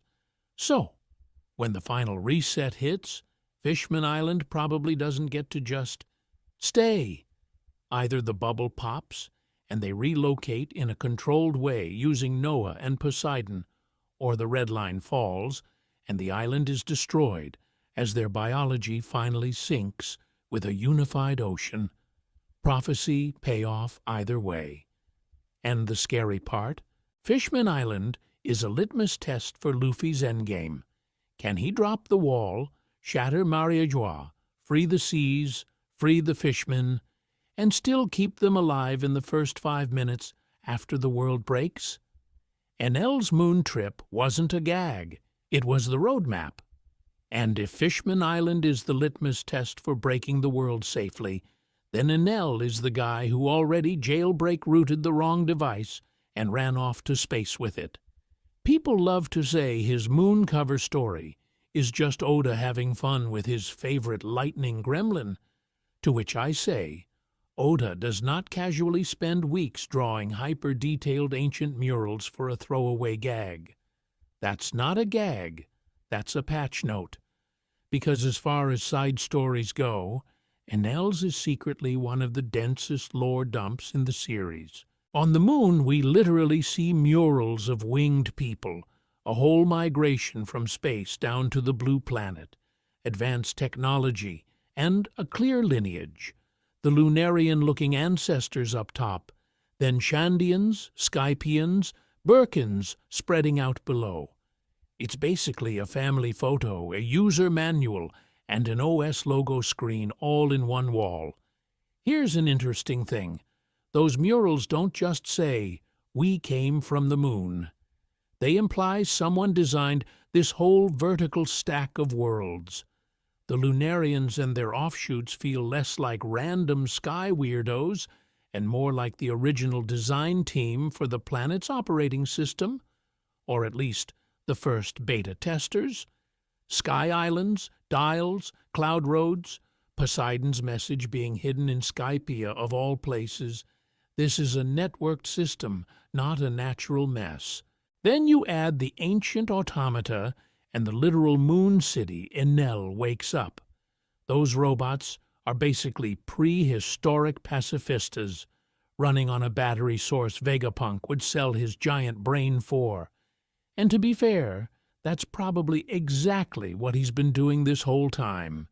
Reverse engineering fragments of a technology stack that was never meant to run on the current, patched-to-hell version of the world. Mother Flame, Seraphim, the energy project he calls a century too early, all feel like bootleg drivers for lost Lunarian hardware, which is where the first great kingdom comes in. Everyone acts like their absurd tech edge is just mysterious, advanced civilization. But if the moon murals are real history, off-world origins, or at least off-world collaborators, suddenly sound way less crazy. You don't build a ship like Noah, weapons like the ancient weapons, and a global poneglyph network without someone on the team who knows the root structure of the planet. And I want to emphasize how perfectly King slots into this. The world government didn't just hoard a rare race because they're pretty when they're on fire. They locked up a Lunarian because that's a walking admin account. His body, his flames, his durability, those might be physical side effects of a race that was supposed to interface with the world's original design secrets at the hardware level. So what did Enel actually do? He accidentally stumbled into the blueprint of the world's intended form. He saw the dev notes. If that guy ever comes back down with his god complex and decides to finish the job in his own way, reboot the system, restore the Sky Network, overwrite the Red Line era, that's not comic relief. That's a catastrophic software update. And the really scary part, those moon murals don't just show where everyone came from. They might be showing what the world is supposed to look like after the final reset.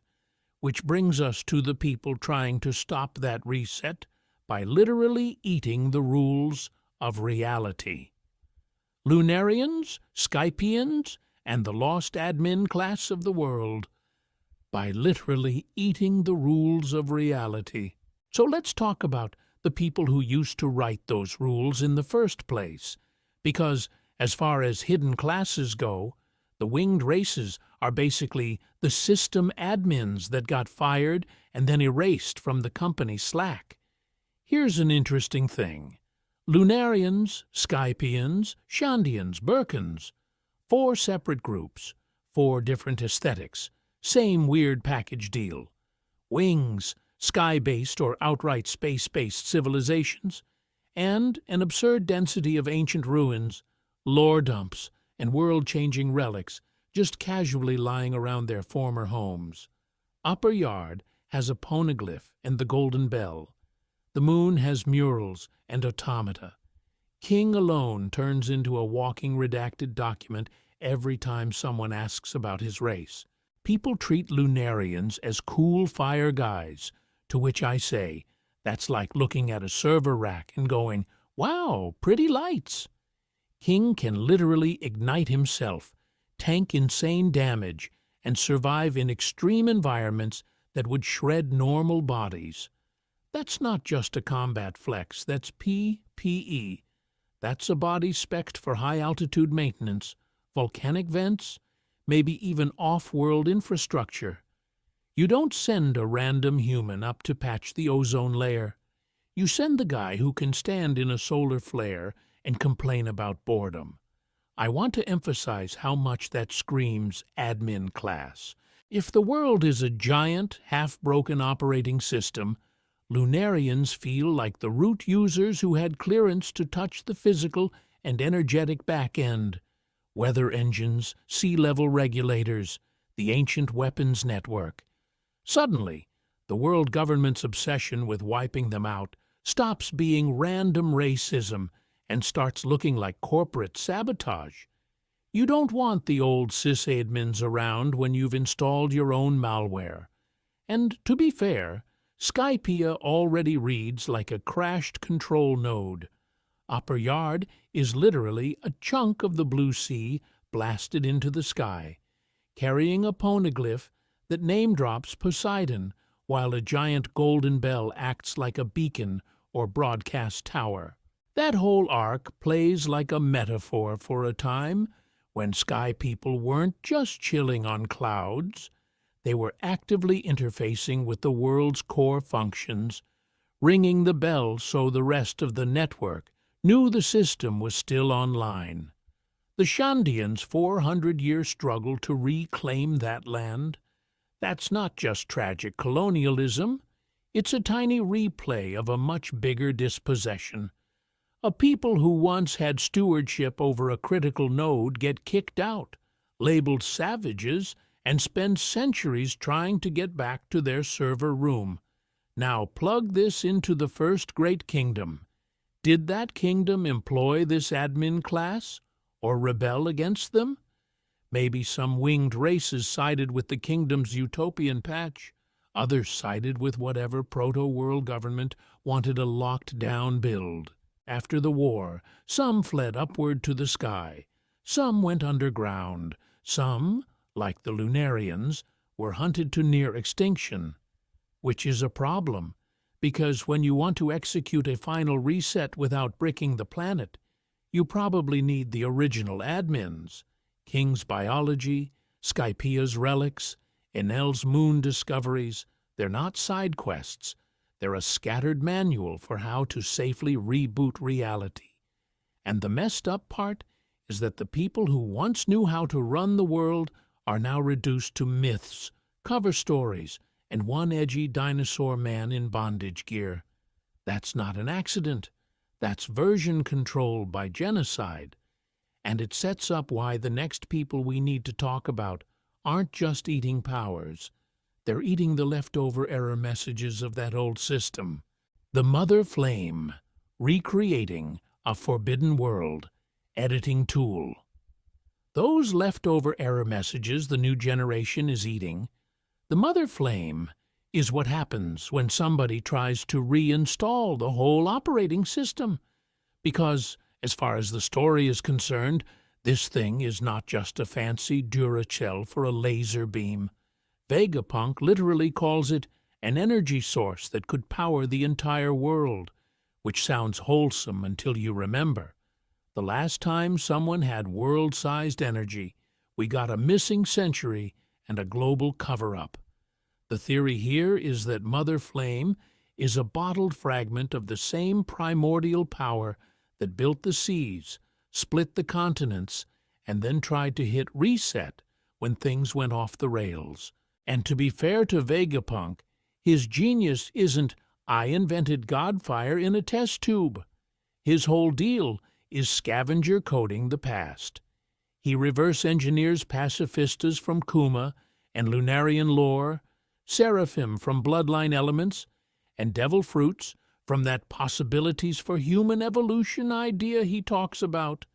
He's not making new rules. He's reassembling a banned instruction manual the first great kingdom already wrote. The Mother Flame is just the first time he's gotten the ancient power system to actually boot back up. Here's an interesting thing. When Imu nukes Lulusia, it doesn't look like a random Buster Call 2.0. The clouds form a perfect circle, the island vanishes, the sea stays weirdly intact. That looks less like destroy and more like delete selection. What if that was the tutorial level? A small-scale test of targeted terrain editing. If you can precisely erase Lulusia, what stops you from carving a canal through the red line, or punching out Reverse Mountain, or surgically deleting Fishman Island and calling it an accident? This is where the ancient weapons stop being vague doomsday MacGuffins and start looking like hardware. Poseidon is the mermaid interface to command sea kings. Pluton is a battleship/terraformer. Uranus is probably the orbital layer that did the Lulusia shot. The Mother Flame is the software fuel that lets all of them run at factory settings. No Mother Flame. They're scary. With Mother Flame, they're a world-editing engine. The first great kingdom probably had all of this wired together. Weapons as tools, Mother Flame as the core, and a reset protocol to fix sea levels, merge the blues, maybe even set up the all-blue. Then someone sabotaged it or panic-used it, and we got our current broken map and a red line acting like a cracked firewall. And I want to emphasize how morally cursed this is. The same tool that could heal the Grand Line, end the calm belts, and stop random people from dying in reverse current nonsense could also let Imu do selective genocide and permanent map edits, you don't just erase a country. You erase the evidence it ever should have existed. So the final conflict stops being who gets the big gun and turns into should this power system even exist after we fix the seas? If Joy Boy's dream is a post-reset world with no more cages, do you really keep the key to the cage factory? And that leads to the most uncomfortable question. If the Mother Flame is literally the key to both salvation and annihilation, what does Luffy, the guy who hates thinking about consequences, do when someone finally drops that key in his hand? Why, Luffy might have to become the villain of the New World. So if the Mother Flame is the key, that basically makes Luffy the guy standing in front of the world's biggest, shiniest self-destruct button. And he's canonically terrible at not pressing things. We joke about Luffy Brain, but this is the first time that Brain might literally rewrite the map. Let's pull the mess together. We've argued this world is a patched Frankenstein, a sea-level disaster slapped together with the Red Line as a giant Band-Aid, Reverse Mountain as duct tape, and the Blues as quarantine zones. The seas themselves kind of want a reset. All blue is basically nature's patch notes. And the tools to actually do that, ancient weapons, Mother Flame, whatever the one-piece system really is, are catastrophically dangerous. You don't gently remodel a planet, you drop a continent. Here's an interesting thing. Destroying the Red Line isn't some clean anime laser that politely avoids civilians. You're talking shock waves, tidal shifts, islands drowned overnight, entire cultures displaced. Fishman Island's prophecy. Cool. But what about Alabasta's deserts when the currents change? What happens to Wano's closed borders when the waterfall it sits on stops making sense? Because as far as collateral damage goes, this is Enies Lobby times a million. From the perspective of most people in universe, whoever chooses that outcome is not a hero. They're the final boss. The world government will call them the greatest villain in history. And to be fair, if your house, your island, your entire way of life gets wiped out by some pirate chasing a dream, you're not going to sit down and read the poneglyph footnotes about Joy Boy's noble intentions, and that's where Blackbeard slides in as the nightmare version of this choice. He's already the guy who treats devil fruits like loot boxes and people like save files to overwrite. Give him a world reset button, and he uses it to build the perfect playground for himself. Luffy, by contrast, might trigger the same reset for freedom without fully grasping the cost. Two pirates, same explosion, opposite reasons. The world doesn't get to see the alignment chart, just the crater. I want to emphasize how Oda has framed Luffy up to now. Luffy always prioritizes his friends and his gut over abstract math. One town versus one crewmate. He picks the crewmate. One flag versus one old man. He punches a world noble. It's inspiring when the stakes are a kingdom, when the stakes are the entire climate system. Suddenly, that same purity looks kind of terrifying. So, what if Joy Boy's real inherited will isn't just liberate the seas, but accept being hated by the very world you save? Someone has to be willing to wear the horns, to be the devil pirate who broke the seas, so that a future generation can live in a world they can't even imagine yet. The Buster call on reality itself. And centuries later, the bards sing about the monster who ended the age of pirates, while we, the readers, know he was the only one who could fix it. Which sets up the real question every Emu, D-Clan, and Final War Theory has to answer from here on out. Who actually gets to decide what the right world looks like, and what if they're wrong? Emu isn't a person. Emu is the patch manager of reality.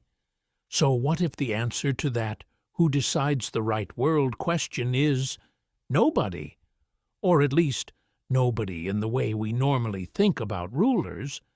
What if the real final boss of One Piece isn't a secret king? It's a logged-in system administrator that never, ever hit sign out. Because as far as the text goes, Imu does not move like a normal villain. The world government is only 800 years old, but the way the Gorosei kneel, the way they literally call Emu "Your Majesty" in front of the supposedly empty throne, it feels older than the institution that's pretending to contain it. The theory here is that after the Void Century, the winners didn't just make a government. They pushed a new version of reality live, and Imu is the persistent admin account tied to that patched operating system. Here's an interesting thing. Nothing about Imu screams human lifespan. No age, no origin, no pirate-era glory days, just a shadow on the throne and a hand casually holding a stabbed photo of Luffy. That looks less like a person and more like a logged-in consciousness anchored to the world's core settings. Imu is either non-human or post-human, a user profile that got root access to the planet and then stopped being limited by biology. Imu isn't immortal because of a cool fruit. Imu is immortal because they're running in the background process of the world, which makes the empty throne make way more sense. The whole propaganda line is, "No one rules the world," to which I say, mate, that's exactly what you say when your real sovereign is a protocol. The throne is empty of human kings because the true ruler is an invisible patch manager embodied by Imu. The Gorosei are just the UI, the menu options you click so the system actually does something. And to be fair, once you look at the Mother Flame through that lens, it stops being just a weapon and starts looking like a dev console. Vegapunk builds this energy source, the government steals it, and suddenly we have a beam that can literally rewrite geography and climate. That's not a nuke, that's a world editor. The idea is that Imu uses the Mother Flame as root access, hotfix the map, erase islands, maybe even scramble records when some region starts remembering the old version of reality. Lulusia then stops reading as simple genocide and starts reading as a rollback.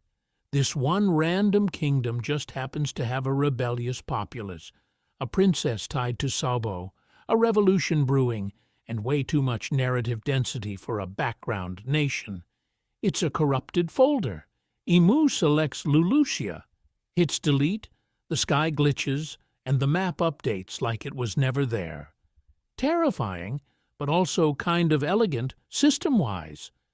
And if Imu is the patch manager, then people like Luffy, Vivi, and Shirahoshi are not just enemies, they're flagged anomalies. Nika's inherited will, the ancient Poseidon weapon, the Nefertari line that betrayed the founders, these are recurring error codes. The system keeps trying to remove that bloodline, that title, that fruit, because they point back to version 1.0 of the world, which sets up the final conflict as something way nastier than punch the secret king. Luffy is trying to deck the administrator of the patched reality itself. I want to emphasize how insane that is. If he actually wins, what happens? Does the system crash? Do devil fruits desync? Do the seas stop behaving? We're not just talking about toppling a government. We're talking about uninstalling the update that's been running for 800 years. And if that's true, then the next question is brutal. What was on the original build? To answer that, we have to go back to the fruits themselves, because the powers people eat might be the last living fragments of that deleted world. The empty throne is a lie. It's actually a login screen. So if devil fruits are leftover code from a deleted build of reality, we kind of have to ask, who's got the admin password? And the answer is sitting right in the middle of Maria Joie, pretending to be a decorative chair. The empty throne ceremony is always framed as this noble moment. 20 kings, 20 swords, everyone swearing, no single ruler will ever sit here. Very inspiring, very UN charter. To which I say, that's not a vow of restraint, that's an NDA. It's a coordinated agreement that the real access point to the world's authority has to look visually unused. The whole performance only makes sense if the actual user is already logged in somewhere else, watching the loading bar on reality. Here's an interesting thing. Those swords stuck around the throne? People treat them like symbols of sacrifice. But if we stay in the software metaphor, they look a lot more like security keys. Each blade is a physical token of one of the 20 families that authenticated the original world patch. Over 800 years, that security protocol just ossified into celestial dragon privilege. You're not a noble because of blood. You're a living dongle keeping the system registered. And the room itself is doing UI cosplay. Light from directly above, long staircase, singular focal point in the center of Pangea Castle.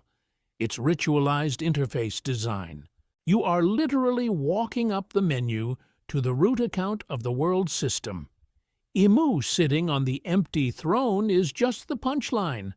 The hidden logged-in user the splash screen swore didn't exist. Because as far as the rest of the world knows, no one has that level of access. Now zoom out to Maria Joie on top of the red line.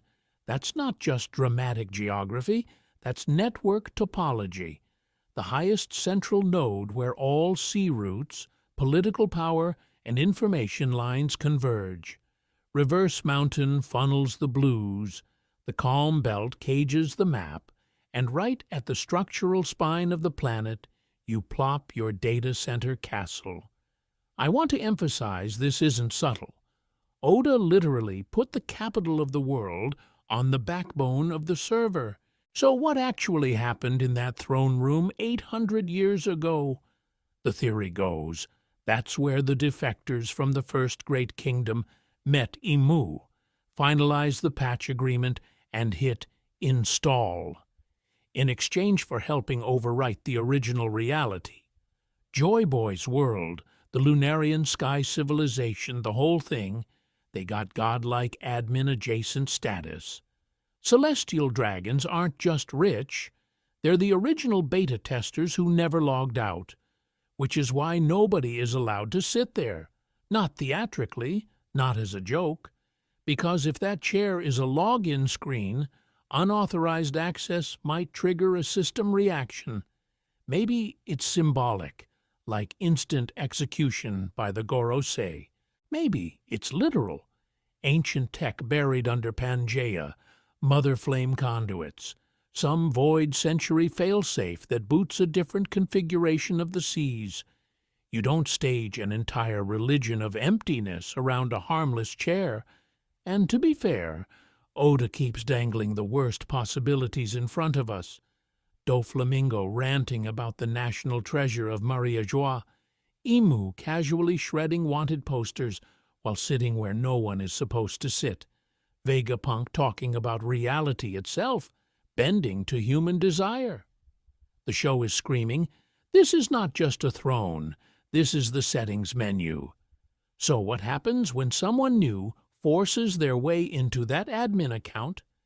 Imagine Luffy, who is literally the embodiment of an older world's freedom, plopping down on that seat. That's not just political rebellion. That's a root-level conflict between Joy Boy's build and Imu's patch. Blackbeard sitting there would be a different horror. A walking bug exploit taking over the server. Vivi, with her Nefertari lineage and refusal to move to Maria Joie, might be the one compatible user the system didn't account for. And if any of them actually log in, does the world government crash? Or does the original version of reality start to reboot? To figure that out, We have to ask what kind of user the system was designed to reject, and that means going back to the people who fell off the map entirely, the ones who went to the sky and beyond. The D clan as root users, why their smiles break the system. So here's the bold claim. The D clan aren't just inherited will people, they're root users from a previous version of reality who somehow kept their admin login. If the current world is Emu's patched operating system, the Ds are the leftover accounts the dev forgot to delete. That line that D will cause another storm? We usually treat it like vague prophecy flavor text, to which I say, sure, if your idea of flavor is a Category 5 hurricane, every time a D shows up, the seas and the political order literally destabilize. Roger sails, and the Great Pirate Era detonates. Rocks gathers monsters, and God Valley almost breaks the world government. Luffy punches a celestial dragon once, and the system has a global panic attack. It's not just drama. It's what happens when old permissions collide with new code. Here's an interesting thing. The initial itself. That lonely little D, sitting in the middle of their names, reads like a vestigial root key from the First Great Kingdom's original OS. Those bloodlines either never agreed to Emu's world patch or were forcibly overwritten, but the credential survived in the background. That's why the government doesn't just dislike them. It quarantines the letter. You don't erase a random consonant from history unless it still has power in the system. And that signature D smile in the face of death, people love to say, oh, they're just fearless, because as far as explanations go, they're built different is very convenient. But look at Roger on the scaffold, Saul laughing in the ice, Luffy grinning as he falls unconscious. It feels less like bravado and more like muscle memory, almost like some deep, inherited process recognizes that in this world, death is a system event, not a hard shutdown. They've watched the cycle reboot before, or at least their lineage has. When you line up Goldie, Roger, Rox, D. Zebek, Luffy, Law, and Garp, they're wildly different personalities, but they all share one trait. They unconsciously push against the constraints of the patched world and warp fate around them. Roger hears the voice of all things and walks straight to the bug report labeled One Piece. Rox tries to overthrow the entire server, celestial dragons included. Law literally carries the most broken admin command in the story, the Ope-Ope's life swap, and uses it to rewrite fates. Garp keeps refusing promotion, staying just outside the chain of command, like a virus the system can't fully sandbox. This is why DS attract allies and enemies at insane levels. The world government, CP0, the bounties, those are containment protocols, not just politics. At the same time, other bugged individuals and fruits flock to them. Vegapunk says devil fruits are the possibilities of human evolution someone wished for. That sounds suspiciously like plugins written for the old OS. Of course they'd gravitate to the remaining root users. I want to emphasize, the will of D might literally be a protocol, a dormant command embedded in their lineage that only fully triggers under specific conditions: the return of Nika, the fall of the Red Line, the activation of whatever the One Piece actually is. Luffy, as both a D and the Nika user, becomes the ultimate root user, a walking rollback command. His joy, his freedom, that ridiculous laughter are not just vibes, they're the UI of a catastrophic restore point that can bring back the original world, at the cost of everything currently stable. Which raises a terrifying question. If the Ds are the root accounts, who wrote the patch that tried to delete them, and what backup are they so afraid he'll restore? Ta-ta! Joy Boy wasn't a hero. He was the first failed patch. What if Joy Boy wasn't the messiah of freedom? He was the Windows Vista of world resets, like the first big update that bricked half the devices and forced everyone to pretend it never happened. Because as far as the story tells us, Joy Boy is introduced not as a flawless legend, but as a guy who wrote a literal apology letter. The Fishman Island poneglyph is not a victory lap. It's a "my bad, I kind of ruined your scheduled salvation notice. He promised something huge involving Noah, Poseidon, and the surface, and then didn't show." That's not romantic. That's a catastrophic miscalculation of cost. I want to emphasize, Oda's first concrete Joy Boy act is failure. So what was he actually trying to do that went so wrong? The theory here is that Joy Boy's goal wasn't just let fishmen see the sun. It was a world-level rollback. Destroy the red line. Unite the four blues into one sea, and restore the pre-patch environment where fishmen, giants, sky people, all these edge-case species weren't shoved into ghettos. Reverse mountain, all blue, the weird way currents and calm belts work right now. That all reads less like natural geography and more like a badly partitioned hard drive. Here's an interesting thing: his connection to Poseidon. In the Void Century, Poseidon isn't our Shirahoshi, but another mermaid princess with the same power to command sea kings. Why is that so crucial?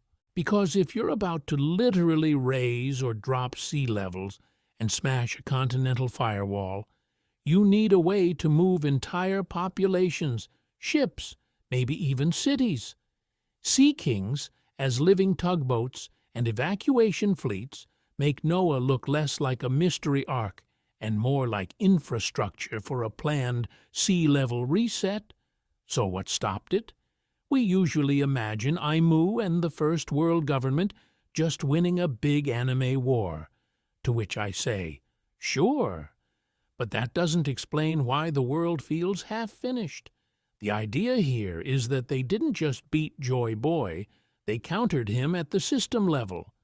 They corrupted or partitioned his update mid-execution. Part of the rollback applied. Ancient weapons scattered, geography scarred, species displaced. But the red line stayed, the seas stayed segregated, and we got this unstable hybrid world that barely makes sense. And, to be fair, that reframes the Void Century erasure. It's not only hide Joy Boy's ideals, it's hide the patch notes. Don't let anyone realize the world already survived one near reset, and that the scars are literally carved into the map and into things like Skypia's poneglyphs linking Poseidon to the sky. Which brings us to the One Piece itself. Instead of a chest of gold, imagine it as Joy Boy's quarantined update package, the complete instructions, tech, and conceptual power he tried to run once already. Laugh Tale isn't just lore, it's the installer. Luffy, as Joy Boy 2.0, isn't just inheriting a will, he's being handed the option to finish the rollback properly, or press the button that crashes the entire system beyond repair. And if that's true, then the real question isn't, what is the One Piece anymore? It's, who built a world this fragile, and what did they have to sacrifice to keep it from rebooting again? Luffy as the final antagonist, why saving his dream might doom the world. So here's the bold, slightly cursed version of that question. What if the answer is, Joy Boy did, and Luffy is about to finish the job? Like, the real final villain of One Piece might not be Imu. It might be a rubber idiot whose only crime is actually getting his wish. Because as far as core dreams go, Luffy's sounds harmless on paper. Ultimate freedom, no one starving, his friends safe, the seas open so anyone can adventure. That's not a Pirate Emperor manifesto, that's a Tumblr bio. And to be fair, in a normal world, that's fine. But this isn't a normal world. This is a patched, duct-taped, climate-broken MMO, where the devs barely keep the server alive. In that context, Luffy's dream is literally apocalyptic. Here's an interesting thing. The current balance of powers is a mess, but it's a functional mess. Yonko territories feeding their people. Marines and SSG acting like antivirus. Warlords used to be third-party firewalls. Revolutionary Army poking holes but not fully deleting the system. It's horrible, but it's a fragile equilibrium that keeps mass death, famine, and climate chaos barely in check. Kaido falling already created a Wano-sized power vacuum. Now imagine that, but for the entire planet. Because what is the one-piece endgame everyone keeps hinting at? Reverse Mountain, all blue, red line destruction. You blow up the red line to connect all 4 blues into one world ocean, and boom, Sanji's dream, fish migration party. Laboon finally goes home. But that also means every Grand Line current, every trade route, every climate zone just gets speed-run into oblivion. Islands that only survive because of weird magnetic fields and calm belts? Gone. Political borders? Gone. Short-term, that's not utopia. That's a global refugee crisis with sea kings. Now add Gear 5/Nika on top of that. Every time Luffy fights seriously now, reality gets loose. The ground turns into rubber. Lightning becomes a jump rope. The sun itself becomes a goofy punchline. People like to say, "Oh, it's just cartoon logic," to which I say, in universe, that's terrifying. If his full awakening is Joy Boy's will fully online, we're talking about a power that can permanently change the physics of the setting. The world isn't just politically unstable, it's ontologically unstable. And suddenly, Akainu, the Gorosei, even some revolutionaries stop looking like mustache-twirling idiots and start looking like people staring at a leak in a nuclear reactor. Their methods are monstrous, but their fear of the D has a rational core. If this thing wakes up all the way, the system collapses, which sets up a final conflict that isn't just Luffy versus Emu, but Luffy versus the world's choice. Do people want the terrifying freedom of the old, unpatched world, or the cruel stability of the current one? I want to emphasize how nasty that choice is, because it opens the door to the scariest possibility of all. Some straw hats might actually hesitate, not betray him, but quietly ask, "If you win, do we all lose?" And that's where another ancient fix to the world starts looking a lot less heroic, the devil fruits themselves. Straw hats as walking bugs. Each crew member breaks a different rule, the devil fruits themselves. Because as far as the world is concerned, Luffy didn't just eat a goofy rubber power, he installed malware. The Nika fruit is already a walking bug report. Gravity bends, his body ignores blunt trauma, and durability stops making sense. He's a cartoon in a semi-realistic physics engine, and every time he goes Gear 5th, the universe kind of sighs and says, "Fine, I guess we're Looney Tunes now." But here's an interesting thing. That bug pattern isn't unique to Luffy. It's the Straw Hat's whole deal. Zoro casually violates orientation. He gets lost in straight hallways, sure, funny gag, but he also cuts what shouldn't be cut and appears where he shouldn't be able to be. Distances, directions, even the concept of up on Onigashima start looking optional around him.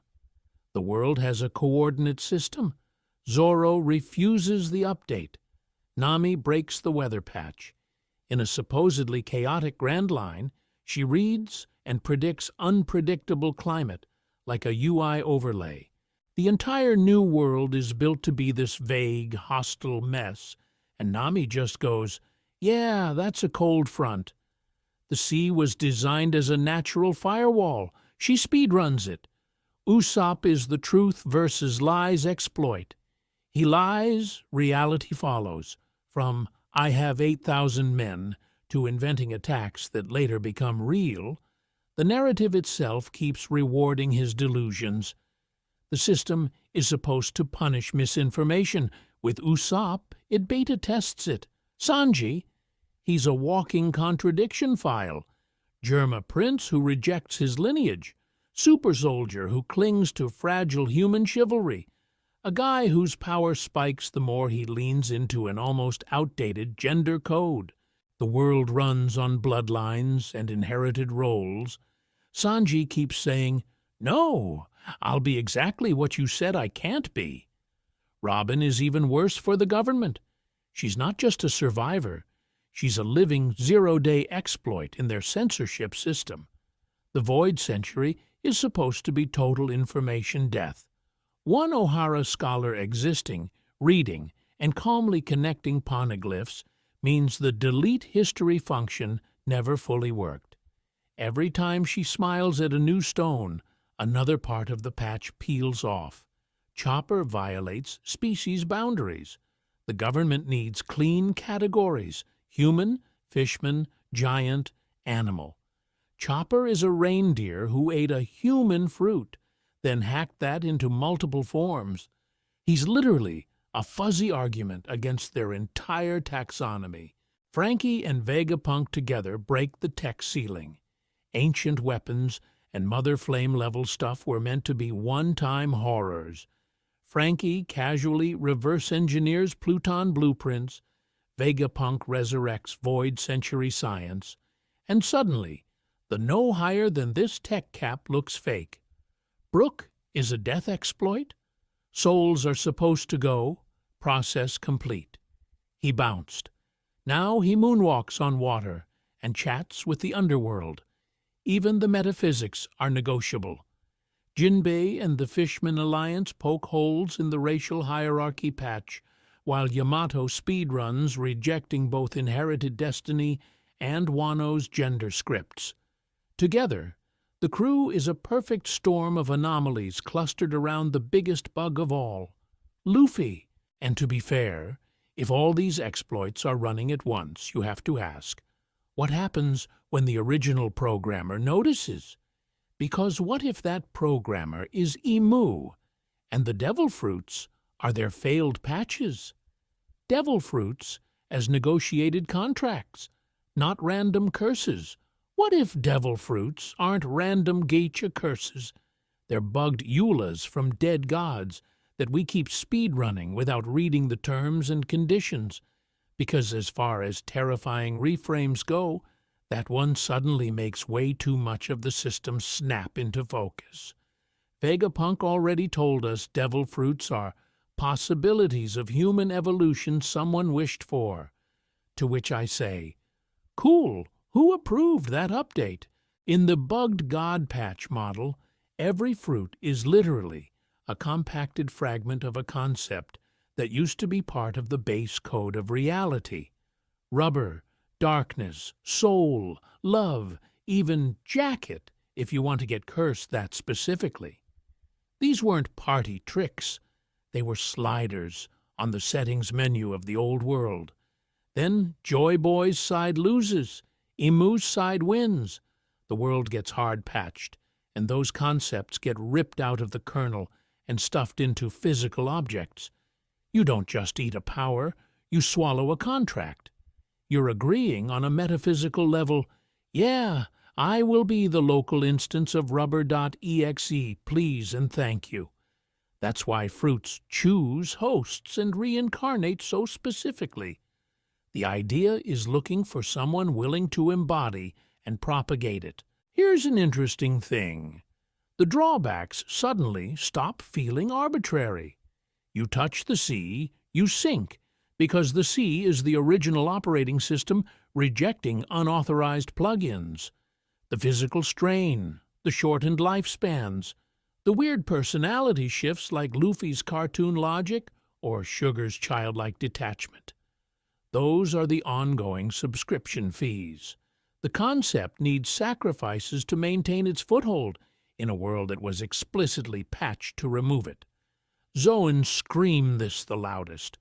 Regular Zoans already give you instincts you didn't ask for. Mythical Zoans are basically crowded discord calls in your skull. Chopper isn't just a reindeer who's a doctor. He's constantly negotiating with the reindeer side and the human side about what a monster even is. Sengoku's Buddha form radiates a moral weight he kind of doesn't live up to. Kaido's dragon doesn't just give him power, it drags his whole personality toward calamity. And to be fair, Luffy's Nika fruit is literally a joy god hijacking his fight choreography. Awakening is just the contract leveling up. At first, the permissions are personal use only. Your body turns to rubber, string, mochi. Once you awaken, the concept stops being localized and starts rewriting the environment. Doflamingo turns a city into strings. Katakuri makes the battlefield mochi. Law redraws space itself with room. That's the moment the idea stops being your power and starts being a place.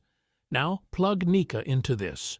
A fruit that embodies freedom, laughter, and liberation is fundamentally hostile to a system built on suppression. Of course it's evasive. Of course the world government rebrands it as a simple rubber fruit and hunts it like it's malware. They're not afraid of Luffy specifically. They're afraid of that contract going global.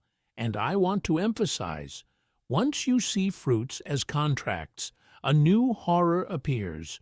What happens if someone figures out how to mass terminate those contracts or forcibly reassign them? What does Emu do if they find the end-user license switch for reality? Why, the sea hates devil fruits, the ocean as the old world's immune system. So if devil fruits are contracts, we suddenly have to ask, who's the sysadmin that keeps trying to unplug them? The story keeps saying, the sea hates devil fruit users, to which I say, that's not hate. That's a compatibility error message. Because, as far as the world is concerned, the ocean is still running version 1.0. The land, the sky, Emu's weird mother flame patches, that's all post-void century modding. But the sea is this giant, unupdated block of original world code, still executing its own protocols. When a devil fruit contract tries to boot up inside that environment, the system literally flags it as corrupted data and starts shutting you down. You don't sink because you're cursed. You sink because the OS just hard crashed. Here's an interesting thing. Look at where the world gets the most hostile. Calm belts, sea kings, insane currents around Reverse Mountain, the Grand Line being a navigational mess. These aren't random difficulty spikes. These are immune hotspots. These are the places where the original defense system is still strongest. The parts of the sea that Emu's updates couldn't fully overwrite. Sea kings clustering around Fishman Island and the Noah. That reads like antibodies guarding the last backup drive. And then we have Sea Stone. Everyone just accepts it's like the sea and moves on.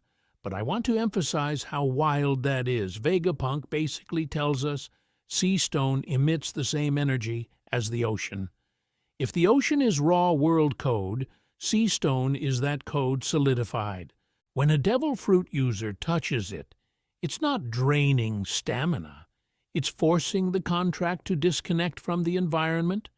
Your power is still in you conceptually, but the handshake with reality has been temporarily denied. Logius turning tangible, Luffy going limp in chains. All of that looks like the system forcibly sandboxing the hack. Fishmen and merfolk, though, are chilling in all this. They swim fine. They talk to sea kings. Poseidon is literally a mermaid princess who commands the ocean's ultimate immune cells. They're not exceptions. They're compatible hardware. Their bodies and souls were compiled against the old world code, which is probably why Joy Boy's original promise is tied to them. If you're planning a rollback, you need people who can operate inside the unpatched environment without getting blue-screened. Now, stretch that to the all-blue. Everyone treats it as Sanji's fish buffet, but what if it's actually the ocean's unified immune system coming back online? All seas connected, currents stabilized, the last fragments of the original OS re-merging. In that world, devil fruit contracts stop being quirky powers and start being straight-up foreign bodies. Best case, they all quietly deactivate. Worst case, the sea begins rejecting users on contact.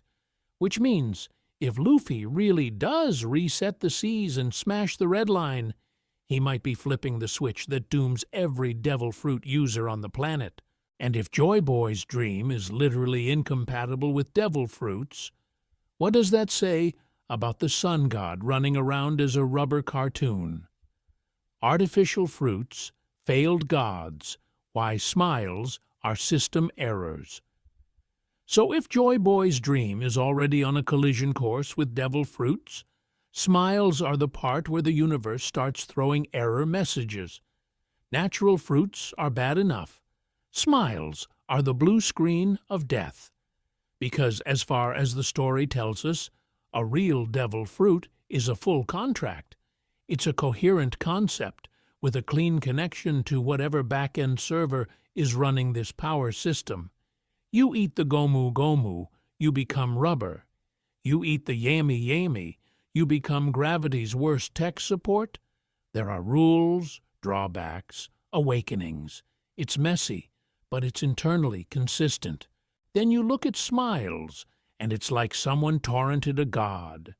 They're incomplete zoans that only sometimes work, and when they do, you get half a giraffe neck, a tail that won't go away, or a lion face on your stomach that's more emotionally stable than you are. The success rate is what, 10%? The rest are just cursed emoji. Here's an interesting thing. Those side effects, permanent grins, forced laughter, emotional distortion, look exactly like what happens when you try to shove a concept into a vessel that doesn't have the right permissions. The world has some kind of compatibility check. Smiles basically jailbreak it.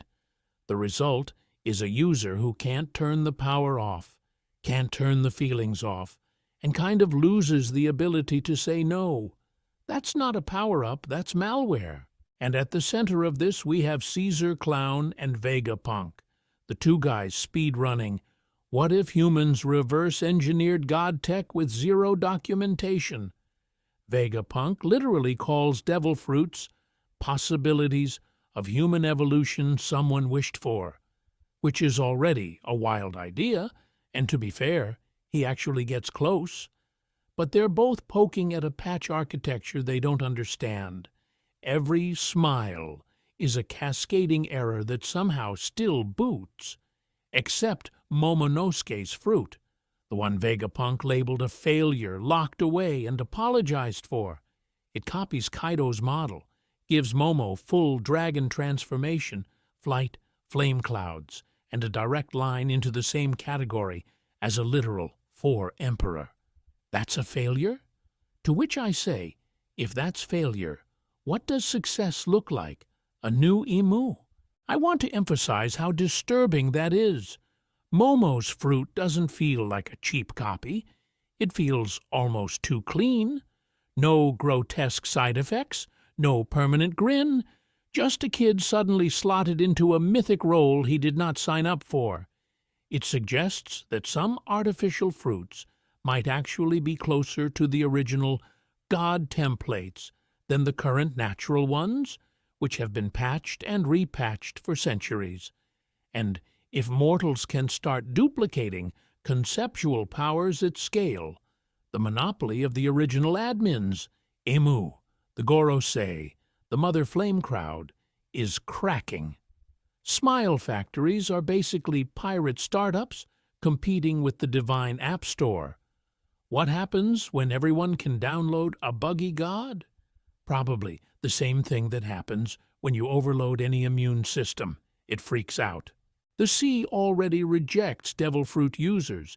Imagine thousands of corrupted connections pinging it at once. Extreme weather, sea level spikes, mass awakenings, entire regions where fruits just desync. Suddenly, devil fruits themselves start glitching, pushing the world toward a forced reset whether Luffy wants it or not. And if that reset is coming, we have to ask, who wrote the original code, and what were they trying to protect the world from in the first place? The moon was the original server, and we abandoned it. So if the world is running corrupted software right now, that kind of implies there was once a clean install. And this is where we commit a lore crime and say, the original server wasn't on the planet at all. It was on the moon. People love to treat Enel's cover story as Oda doing a bit, to which I say, mate, Oda does not draw an entire lunar dungeon crawler just for the meme. On the moon, we literally see wall carvings of winged people, Jandians, Birkins, Skypians, leaving a high-tech city in space and descending to the blue planet. That's not metaphor. That's documentation. That's the user manual nobody on the surface can read anymore. Here's an interesting thing. That lunar city is dead, but the infrastructure is still there.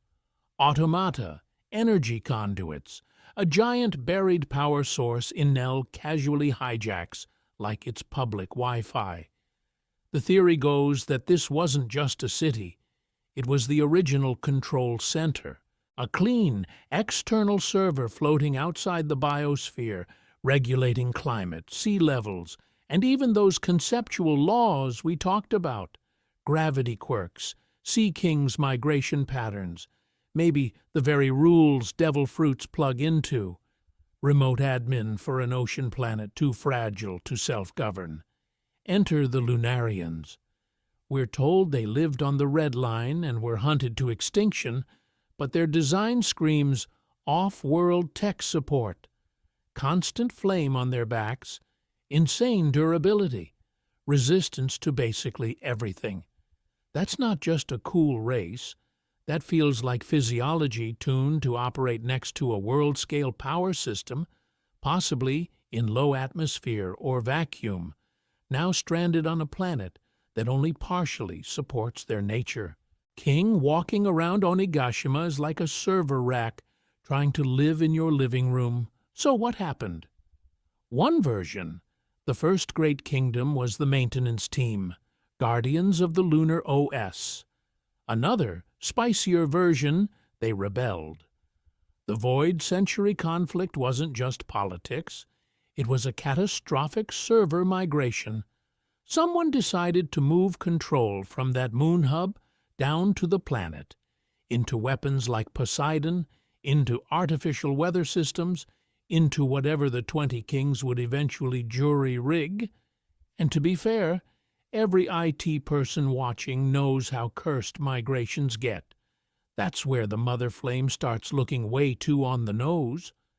Mother as in original source, flame as in Lunarian fire, and that constant lunar energy burn.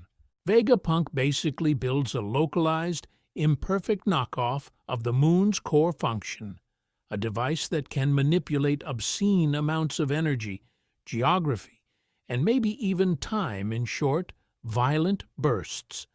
It's the difference between a stable cloud server and some guy running your entire company off a hot laptop. Because as far as the world government is concerned, the sky is the missing admin panel. Skypia's control of weather, Witheria's science balloons, Vegapunk's Sky Island lab, even the bizarre reverence for the empty throne under open sky, all of it reads like a centuries-long attempt to recreate that lost overhead oversight. They can't reach the original console, so they keep building janky dashboards And sitting right on top of the abandoned data center?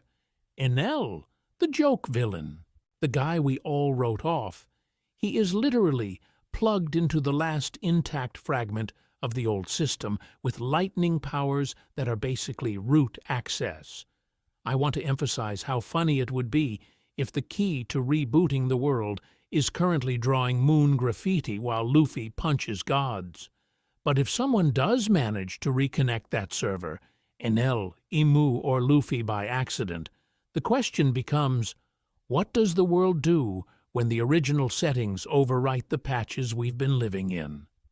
Lunarians, Skypeans, and the three-tiered origin of the world government. So what if the world government isn't just an evil UN with better hats, but literally the IT department that stole admin rights from the original spacefaring user base? Because as far as wild theories go, everyone's an alien with bad patch notes actually lines up disturbingly well with what we see. Here's an interesting thing. Lunarians, Skypians/Shandians, and certain surface nobles all look like they came out of the same character creator, just with different DLC packs. Lunarians have white hair, dark skin, black wings, and literal fire, a walking high-privilege warning light.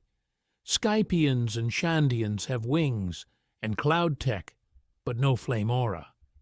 Then you've got surface nobles and celestial dragons, with those same aristocratic features, weirdly pristine fashion, and a culture of we're above you without any actual built-in powers. That feels less like three separate races and more like branches of one off-world lineage that diverged after landing. So the model goes like this. Lunarians were the original high-access class closest to the lunar server. They're the ones who could literally live on top of the world, near the sun, near the satellite network carved into the moon that Enel finds. Skypians and Shandians? Mid-tier maintenance class? Their sky islands are like relay stations and backup nodes. Poneglyphs in the clouds, ancient weapon intel, dials as repurposed tech. Surface humans are the deployed population, the end users walking around with devil fruits, and no idea how any of it works. In that setup, the first great kingdom stops being one mysterious country and starts looking like a coalition government of all three tiers, a kind of ethical sysadmin alliance trying to maintain or gradually evolve this lunar system instead of abusing it. The 20 kings then read as a splinter faction of that same lineage who decided, actually, what if we just root this thing, wipe the logs, and write ourselves in as gods? And to be fair, if you're going to pull off a cosmic coup, you target the people with the highest access first. King's backstory makes Lunarians sound like walking war crimes. We hunted them down. They're basically extinct. Don't worry about it. To which I say, that's exactly what you do to the one group that still remembers the original architecture and might be able to reconnect it. King isn't just a cool fire guy. He's living evidence that gods used to be a job description, not a cosplay. Skypia's fall from grace, Shandora's lost homeland, the city of gold blown out of the sky. Suddenly, that feels like collateral damage from the Void Century conflict. Sky-based infrastructure either destroyed or repurposed. You keep the bits you need. Poneglyphs moved. Relay islands like Mary Joie's built on the Red Line. You crash the rest. The celestial dragon's whole "we are gods" thing then becomes a degraded cultural memory. Their ancestors actually had high access status in the old system. The current batch just has bubble helmets, slave leashes, and zero understanding. It's like watching the descendants of NASA think the launch button is a dinner bell, which sets up a really fun future. If the original lunar control network is still up there, half-broken and waiting, surviving Lunarians and Sky People become the only real guides. Imagine Luffy's crew needing King, Urouge, or even Enel to literally navigate a menu only their bloodline can read. And if that coalition is needed to log back in, then the next question is, who actually owns the account, the erased Great Kingdom, or the thing sitting on the empty throne? Enel's cover story is a roadmap, not a joke. So if the empty throne is the logged-in user, Enel is the guy who rage-quit Skypiea and accidentally found the admin panel. His goofy moon vacation? That might be the closest thing we have to a tutorial level for the original world system. Quick recap, because as far as obscure side quests go, this one is stacked. Enel flies to the moon, blows a hole in it like the world's worst landlord, drops into a buried city, and finds an army of ancient automata. He recharges them with lightning, they boot back up, and on the walls we see carvings of a vanished lunar civilization with wings, ancestors of the Shandians, Skypians, and Birkins, migrating down to the blue planet. That alone already ties Skypiea, the Void Century vibe, and space migration into one big vague mess. People love to treat this as Oda doing a bit. Ha ha ha, Enel in space, funny face, moving on, to which I say, mate, you don't design entire robot ecosystems, moon ruins, and detailed wall lore just for a throwaway gag in a series where panel real estate is blood. Oda is one of the best-selling authors in human history. He does not casually drop a sci-fi city with power cables and server room vibes, unless it's a stealth lore injection he can cash out later. Here's an interesting thing. Visually, those moon automata look like they're on the same tech tree as everything terrifying we already know. You can line up their designs next to the Pluton blueprints, the Poseidon poneglyph in Skypiea, and Vegapunk's punk record towers, and you get this clear, uncomfortable lineage. Rounded domes, segmented joints, weird antennae, the whole organic machine idea. It actually feels like Vegapunk isn't inventing. He's reverse engineering a system that started in space. And I want to emphasize, the glyphs Enel uncovers don't read like just history. They look like flow charts, arrows, nodes, connection points.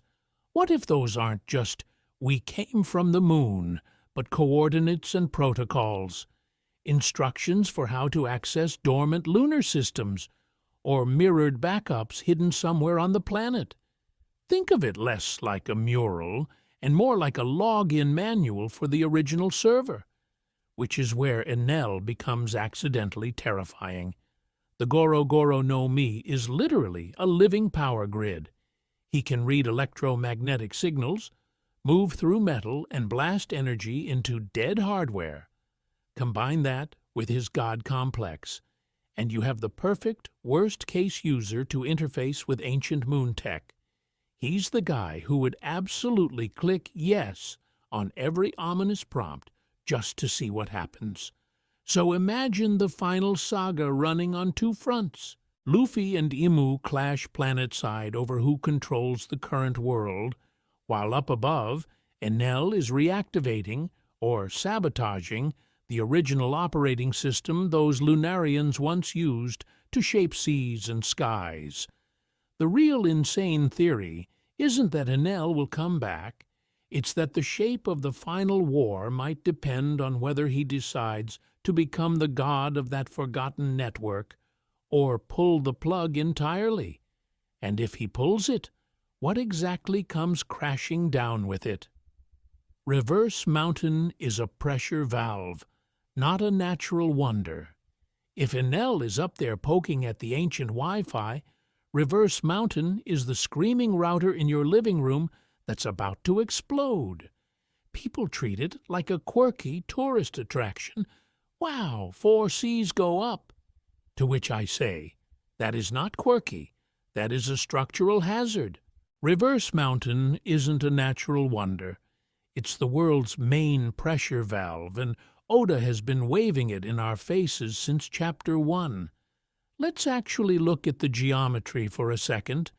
You've got the 4 blues, all at sea level, somehow climbing uphill along 4 canals, meeting at a summit, and then dropping into a single Grand Line outflow. Hydrology majors in the audience just took psychic damage. Water doesn't do that. Not at that scale, not that neatly. Not without some kind of active system quietly bullying gravity into compliance. So, the wild idea here is that Reverse Mountain was engineered after the Red Line cut the planet like a scar. You suddenly have 4 isolated basins, insane wind tunnels, and tides that want to turn the calm belt into a blender. What fixes that? A gigantic hydraulic regulator at the intersection point, constantly shunting water and pressure between oceans so the world doesn't literally tear its own crust apart. It's a plumbing solution to an apocalypse, because as far as layout goes, Reverse Mountain is suspiciously perfect. It's exactly where all 4 blues kiss the Grand Line. That's not just symbolism, that's system design. This is the intake valve for the patched world, the place where currents, salinity, and even climate are being averaged out in real time. You're not entering the pirate route. You're sailing through the heart of the planet's life support machine. And here's an interesting thing. We already know this world can route water and air like it's nothing. The sea train literally runs on stabilized sea rails. Knock-up streams are focused vertical geysers that might as well be weaponized plumbing. Weatheria bottles weather in balloons. That's 3 separate examples of people casually hijacking ocean and sky. I want to emphasize, if random weirdos on cloud islands can do that, what were the Void Century pros cooking with a full civilization and no world government breathing down their necks? Suddenly, the dangerous entry to the Grand Line feels less like, ha-ha, spooky rapids, and more like, please don't kick the main fuse box. Those insane currents, that razor-thin margin of error, the way one bad angle can shred a ship. What if that's not just, it's hard, but the visible turbulence of a pressure regulator doing constant emergency micro-adjustments? You're threading a needle in the world's central pump while it's running at full power. Of course it's a mess. Then Oda parks Crocus there, a doctor at the world's heart valve, with Laboon, a whale literally waiting, refusing to move on, like a gigantic organic pressure gauge. And to be fair, that's a little on the nose. Crocus monitors the patient. Laboon embodies this idea of holding tension without bursting. It's medical symbolism slapped onto a geological organ, which leads to the scary part. If Reverse Mountain is an artificial valve, then destroying or repurposing it is step 1 to creating the all-blue. You'd finally let the seas mix freely instead of through this janky funnel. But you pull that valve without a replacement system, and the whole climate goes feral. Tides, currents, calm belts, everything. And who's walking around with a track record of breaking sacred infrastructure in the name of freedom? Yeah, our rubber boy. The real question is whether the one piece is a treasure, or the blueprint for a safer valve to swap in when someone finally decides to blow this one up. All blue as system reboot, the true cost of Sanji's dream. And if that safer valve is real, then Sanji's dream is not cute. It's an apocalypse with good cuisine. We treat all blue like this cozy postcard. Sanji stirring a giant pot while random fish politely coexist. But as far as the actual map goes, that's a horror movie. Because here's an interesting thing. For all blue to exist physically, The four blues can't just high-five at Reverse Mountain. They have to merge.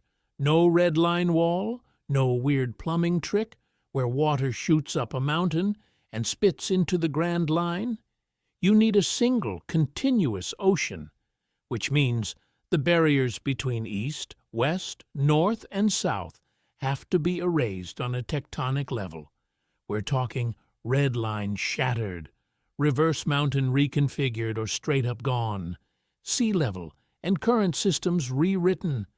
People love to say, Sanji will just find a hidden all blue somewhere. To which I say, where? We've literally been to the one spot where all four blues already technically meet, Reverse Mountain, and it's explicitly a janky workaround. Crocus even frames it as a temporary path, a kind of patched pipe. All blue as Sanji imagines it is the finished product once that patch is removed, and the oceans actually equalize into one shared ecosystem, and that's where the dream gets dark. Ecologically, this is a mess. You're smashing together species that evolved in isolated seas under a climate system that Vegapunk basically called artificial. Calm belt monsters mixing with East Blue's chillfish, Grand Line freak fauna wandering into West Blue trade routes. Invasive populations explode, native species crash, food chains collapse before a new balance emerges. The all-blue restaurant menu is incredible, after a generation of starvation and chaos. Politically, it's even worse. Every nation that relied on geographic isolation, done. No more, we're safe because the Red Line blocks navies, or the Grand Line's insane weather protects us. Grand Line islands suddenly have direct approach vectors from every direction. Reverse Mountain as a guarded choke point disappears, and with it, a lot of strategic power. The world government's whole naval doctrine is built around those lanes. You delete the wall, you delete their playbook. And I want to emphasize the emotional angle because, as far as tragedy goes, this is peak Straw Hat. Sanji's dream coming true probably means East Blue's coastlines drown or reshape. Barati's gentle route might become a monster highway. Whole villages like Kokoyazi, Syrup, Dawn Island's shores, washed away, warped, or forced to evacuate. The kid who cried over a ruined lunch for starving pirates gets his perfect sea at the cost of the very oceans that raised him. So what if the One Piece isn't just blow up Red Line, good luck everyone, but a user manual? Detailed plans for a controlled transition to all blue, how to phase in sea level changes, where Poseidon needs to guide sea kings, how the other ancient weapons stabilize climate so the shock is survivable. Joy Boy needed cooperation because raw power without instructions is just mass casualty. And that quietly turned Sanji's goofy chef fantasy into a moral test for the entire crew. Are you actually willing to push the button that makes your dreams real if it means one terrible generation pays the price?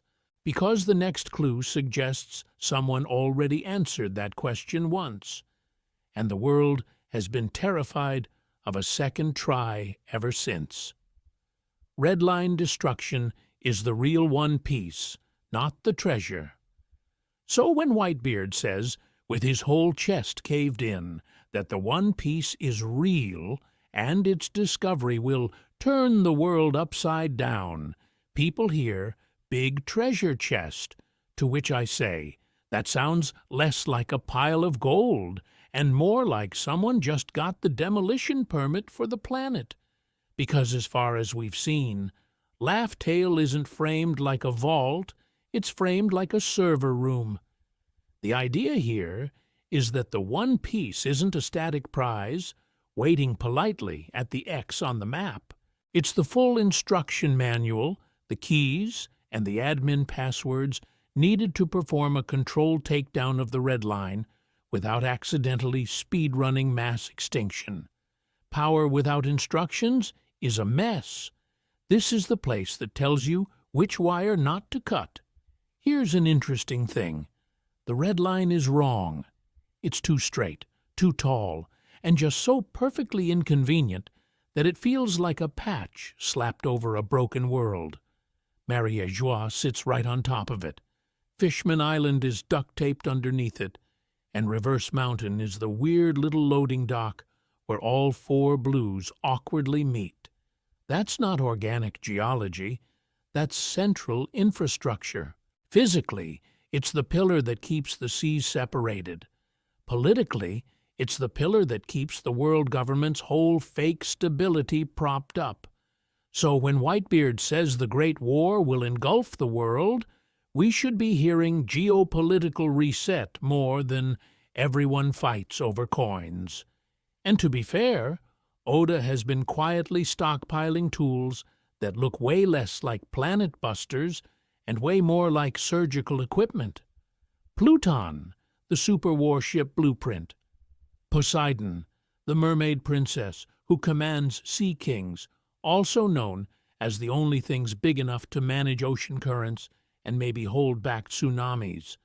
Uranus, this vague sky weapon possibly tied to ancient tech and weather.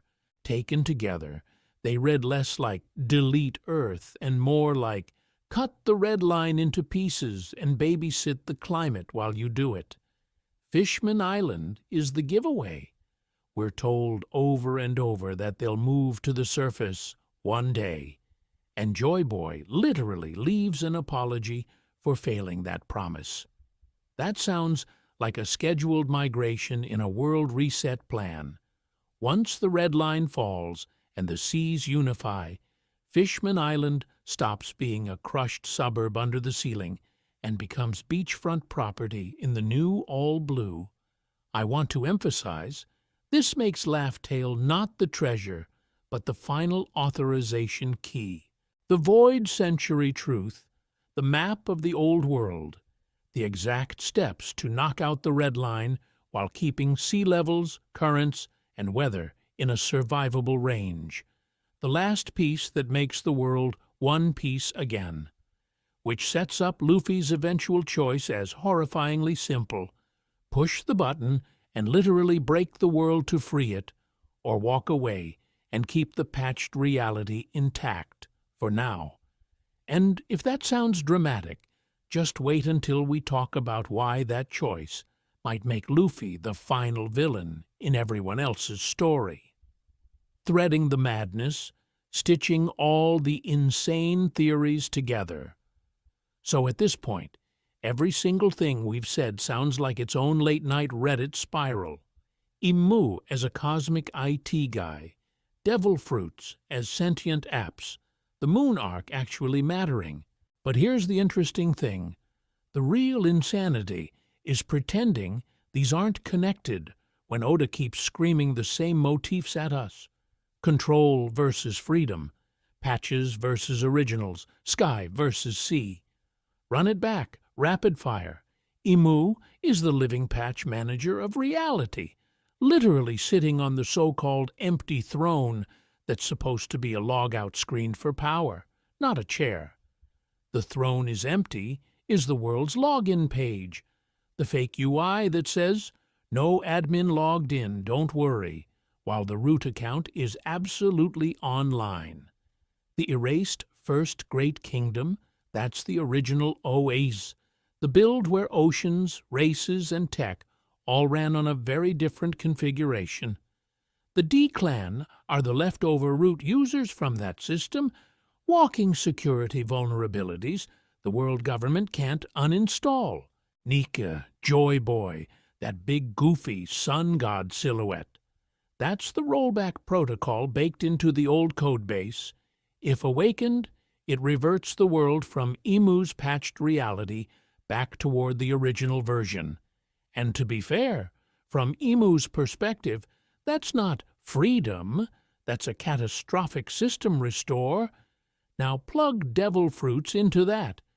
Vegapunk flat out tells us they're possibilities of human evolution someone wished for. So imagine them as sentient wish concepts or failed gods, deprecated features of the old world that refuse to die.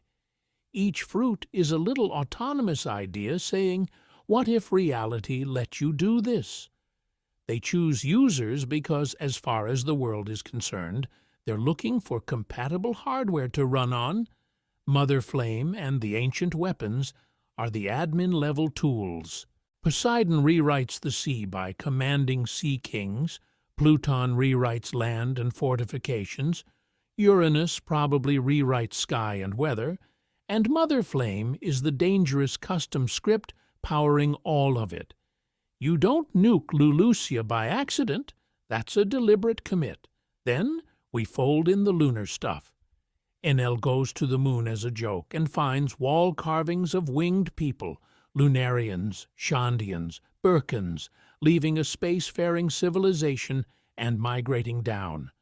Skypia's poneglyph is casually talking about Poseidon. The skyglyphs are literally a changelog from version space to version ocean.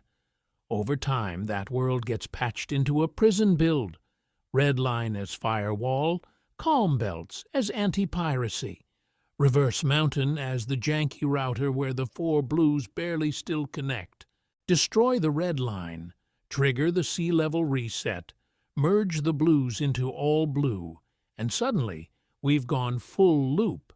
From cosmic migration to patched prison world, back to a potential global reset.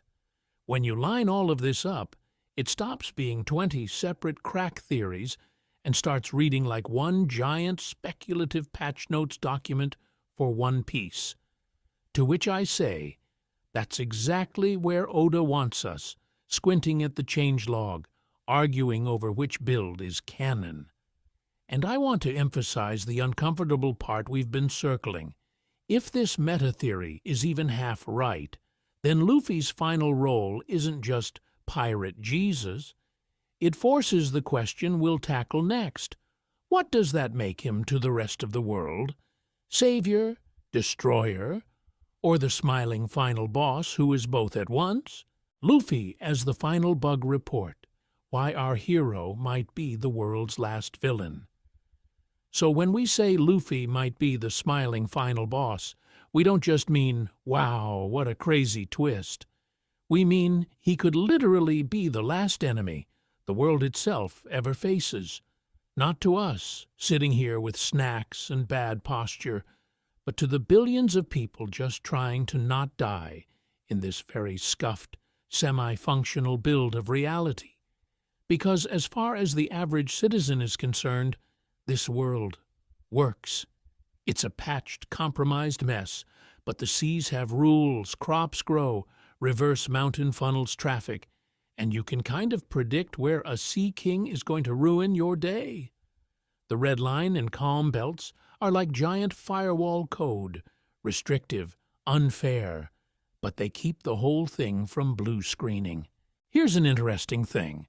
Luffy is basically the walking rollback update. Joy Boy's abandoned feature set, Nika's Joy Protocol, the D-Clan's root access, all bundled into one rubbery QA ticket that says, "This entire patch is invalid." He doesn't just delete tyrants. His very existence questions the legitimacy of the operating system they're running on. Imu looks at Luffy's poster and stabs it, because they're not just seeing a pirate, they're seeing a factory reset button. And to be fair, the reset looks awesome from our couch. Destroy the red line, merge the blues, all blue unlocked, ancient tech reactivated, Poseidon chatting with sea kings like they're Uber drivers. But if that's the real One Piece, then Luffy's dream is also global coastlines redrawn overnight, entire islands losing their trade routes, ecosystems that evolved around the red line thrown into chaos. The age of pirates might actually end because the map that made piracy viable doesn't exist anymore. Compare that to classic shonen. Naruto beats Pain, and, shocker, the ninja system survives. Ichigo beats Aizen. Soul Society keeps stamping souls. The hero punches the big bad and preserves the framework. Luffy is different. He doesn't want to rule, reform, or sit on any throne, empty or otherwise. He wants to sail a world that probably does not physically exist yet. To which I say, that's not just rebellion. That's speculative world-building as a personality trait. Suddenly, Imu and the Gorosei start reading less like cackling Saturday morning villains and more like nightmare IT admins. They're monstrous, yes, but they're also maintainers.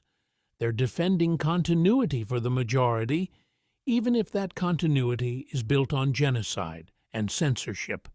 Luffy is the process that risks everyone's way of life for an abstract ideal called freedom. And I want to emphasize how scary that is if you're a random East Blue fisherman.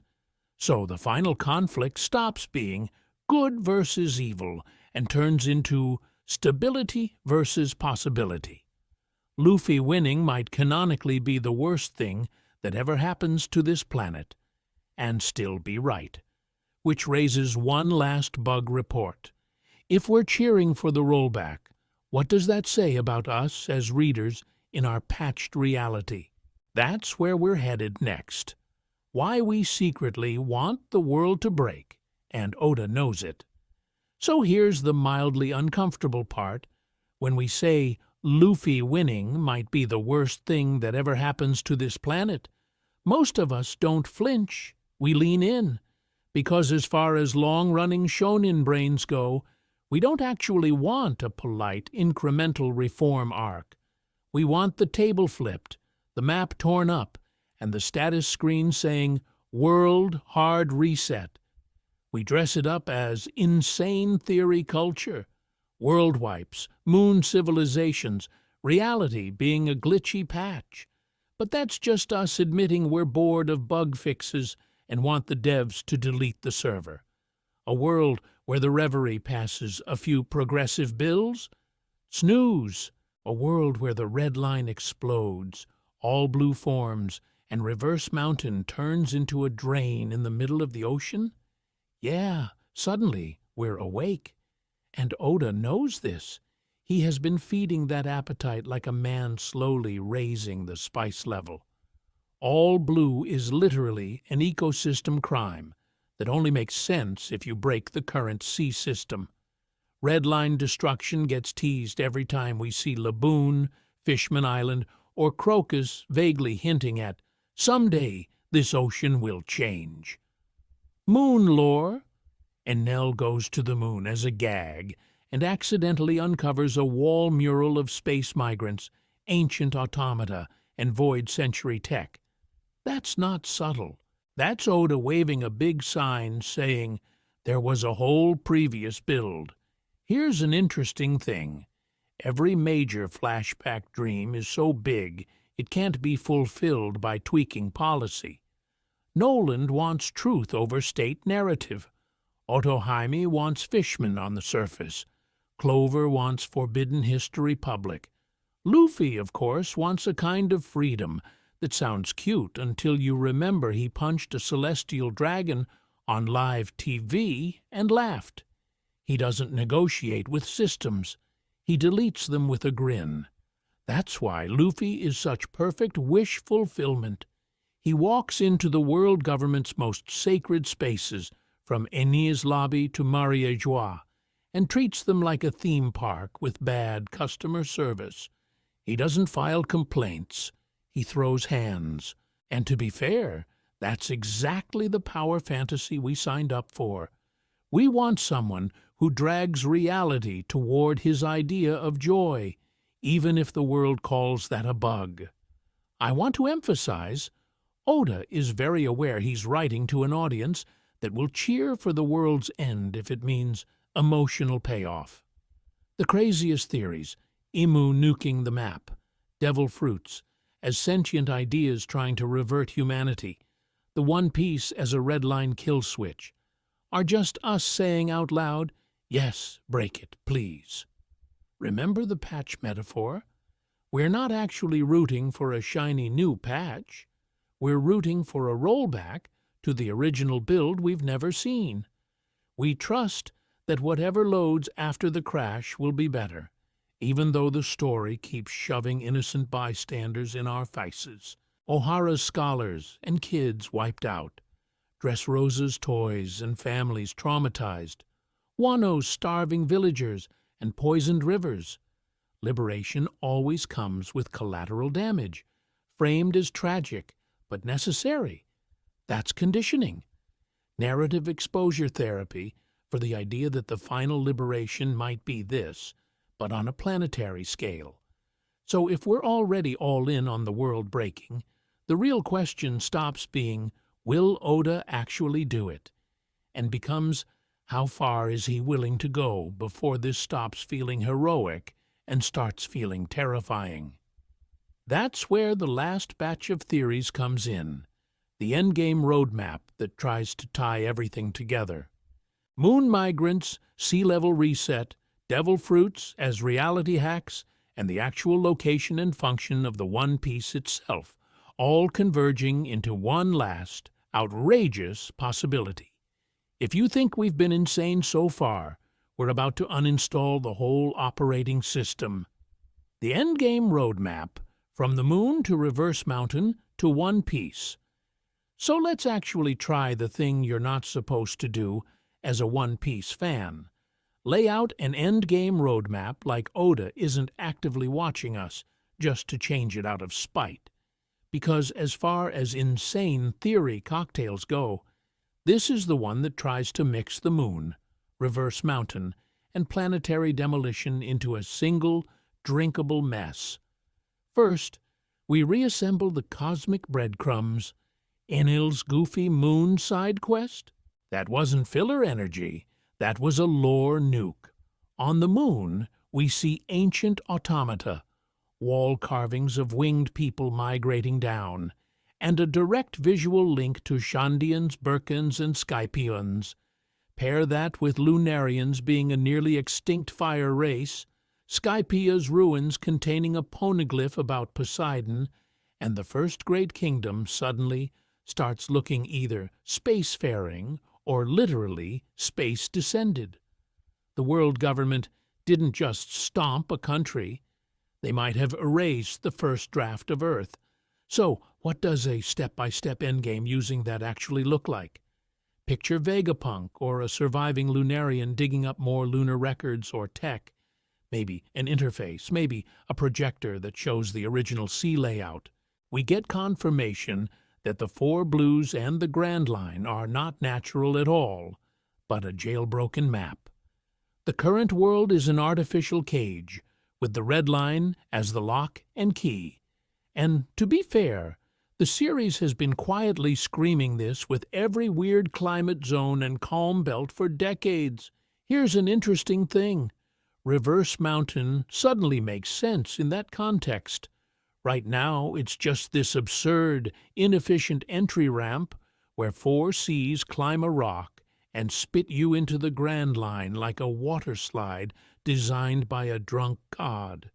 But if the planet was forcibly reconfigured, seas shoved around, Red Line raised as a wall, Reverse Mountain reads like a leftover pressure valve in the system. It's the one place the original flow pattern still kind of leaks through. That's where One Piece itself gets conditional. The treasure might literally be locked behind a world state requirement. The Red Line has to be damaged or destroyed, the cage partially reverted, for the true treasure to boot up. Maybe Laugh Tale is the admin panel, but it only unlocks full functionality once the seas resemble the old layout again. Enter the ancient weapons and Mother Flame as the planet editing toolkit. Poseidon controls the Sea Kings. Uranus probably handles the skies.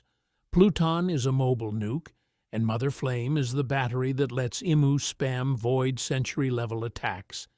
Imu wants this power to harden the cage. Luffy's alliance hijacks the same system to blow holes in it. So the hypothetical final act, A race to the last lunar tech interface, buried under Maria Joie, or sitting at the True Laugh tail, while Reverse Mountain and the Calm Belt function as the world's final firewall. Whoever gets admin access decides if the map resets or the prison gets permanent. I want to emphasize, this isn't about guessing chapter numbers. It's about showing that the Moon to Reverse Mountain to Redline Collapse pipeline gives Oda multiple satisfying levers for a world-altering finale. And if that roadmap is even close, then One Piece has to be more than gold or a punchline message. It has to do something to a patched world, which is exactly what we need to talk about next.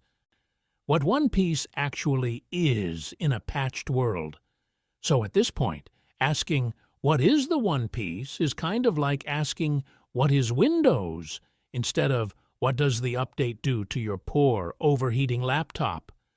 The series keeps dangling the treasure, but every emotionally heavy hint is about the effect it has on the world, not the object itself. Roger doesn't weep over a chest of gold. He laughs at a cosmic punchline. Joy Boy doesn't apologize for misplacing some jewelry. He apologizes for failing a promise that obviously involved the entire planet. The world government isn't terrified of a cool statue. They're terrified of a result. And to be fair, that pushes us to reframe the question from what is One Piece to what can One Piece do? Here's an interesting thing. If we treat the world as a patched system, then the first great kingdom stops looking like a bunch of hippie stone carvers and starts looking like the original dev team. The Poneglyph Network? That's not just lore. That's a permission structure. You only get access to the final function if certain conditions are met. Glyphs read, road poneglyphs aligned, specific location reached, possibly with the right bloodlines, and inherited wills present as authentication keys. So, the insane version is this. One Piece is a world-level function, a protocol, a root command that, when executed, triggers a global recompile of the map. The red line gets deconstructed. The four blues merge into all blue. Reverse Mountain stops being a weird water glitch and becomes the default sea configuration again. Maybe even the sky and weather systems roll back to pre-Void Century conditions. That's why Reverse Mountain and Fishman Island and the All-Blue Dream keep getting threaded together. They're not random trivia. They're symptoms of a patched build. Devil Fruits then look like local hacks, user-level mods. Vegapunk literally calls them possibilities for human evolution someone wished for, which is just a fancy way of saying tiny, specific rule bends. You eat the Gomu Gomu no Mi, you get to break physics in one very silly, very focused direction. One Piece, by contrast, is the pseudo-command. Fruits let individuals bend rules. The treasure lets someone rewrite the entire rule set in one catastrophic, joyful push. To which I say, yes, that is exactly the kind of button Oda would give Luffy. Roger's reaction at Laugh Tale suddenly tracks. He reaches the repository, reads the full function, understands the joke, but realizes he's too early to execute. No Luffy, no Nika awakening, no critical mass of D's smiling in the face of annihilation. The rollback conditions aren't met, so he names it the Great Pirate Era, and basically starts a global bug hunt for the right successor. Imu, sitting on the empty throne, is then less a king and more a terrified patch manager. If One Piece is a world-editing protocol, their whole existence is on a timer, and every D-Clan grin is a visible countdown. I want to emphasize that makes their obsession with erasing entire bloodlines feel less cartoonishly evil and more like a panicked sysadmin deleting logs. And as far as emotional payoff goes, a planetary update button fits the tone of One Piece way better than a pile of treasure ever could. But if One Piece is the button, what actually happens after someone presses it? That's where this starts getting genuinely uncomfortable. After the button, the post-reset world. Nobody talks about. We keep treating the red line like a Minecraft wall you just delete so the server runs better. Blow it up, all blue unlocked, roll credits. To which I say, mate, that's not an update, that's a hard reset. Because as far as fandom blind spots go, this is a big one. We love talking about the button, about Laboon finally swimming everywhere, about Sanji bathing in soup-quality seafood. But we almost never ask, what happens to islands whose entire existence is based on the old sea level, the old currents, the old trade routes? The Grand Line is a climate machine. You smash the machine, you don't just get better weather, you get a vague planetary mess. Here's an interesting thing. Reverse Mountain is literally the only known place where all four blues connect. You remove the red line, and suddenly those currents don't know where to go. Some islands get submerged overnight. Others fuse into new land masses as tectonics and sea pressure rebalance. Climate belts shift, calm belts might collapse, and your nice predictable trade winds become, congratulations, you now live in a permanent storm. The world governments, supply chains, marine deployment patterns, even pirate routes, gone. Whole power structures evaporate in a week. Now plug specific places into that chaos. Fishman Island is sitting under the red line like a weird fantasy underpass. If the ceiling goes, it either finally reaches the sun or gets annihilated by the shockwave and incoming water. Wano is perched on an elevated basin with that insane waterfall intake system. If sea levels normalize, Wano might become a regular coastal nation or get partially flooded and agriculturally wrecked. Skypia-style islands, Zoo, the Florian Triangle, all these oddities that rely on freak weather and currents are suddenly on a timer. Some cultures finally get the light they were promised. Others get forced into mass migration or extinction-level adaptation. And to be fair, Oda has been low-key training us for you win, but it hurts the entire time. O'Hara burns, and that loss births Robin's whole mission. Dressrosa is solved, but the country is a trauma ward for toys-turned-people, gladiators, and betrayed citizens. Wano is liberated, yet the generational damage from Orochi and Kaido doesn't vanish. It just becomes the homework assignment for the next century. Victories in One Piece come with permanent scars baked into the system. So when people say, Luffy can't be an antagonist, he's the hero, I want to emphasize they're thinking too small. Luffy is the final antagonism to the world's status quo. He presses the button. He wins.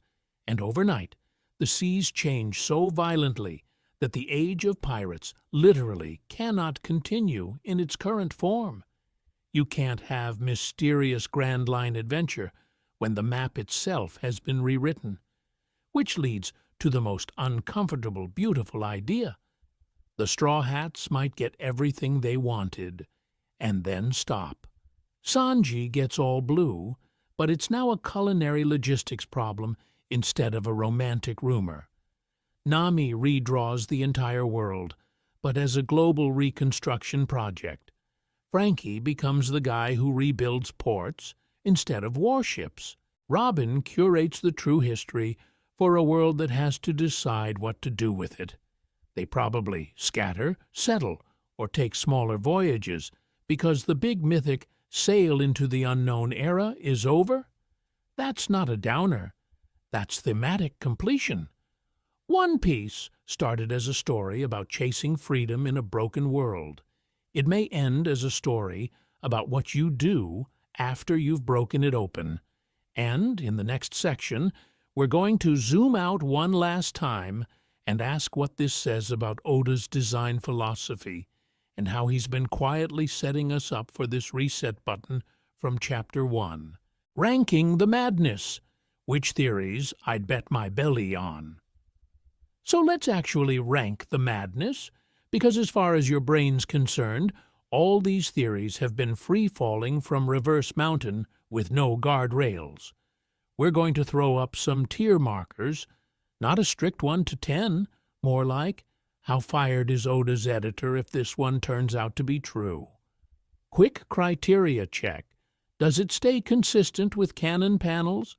Does it fit the big themes, freedom versus control, sea versus sky? And how much heavy lifting does it do in tying the giant lore mess together? Top tier, almost canon already. Red line destruction plus all blue via sea level reset goes here. Why?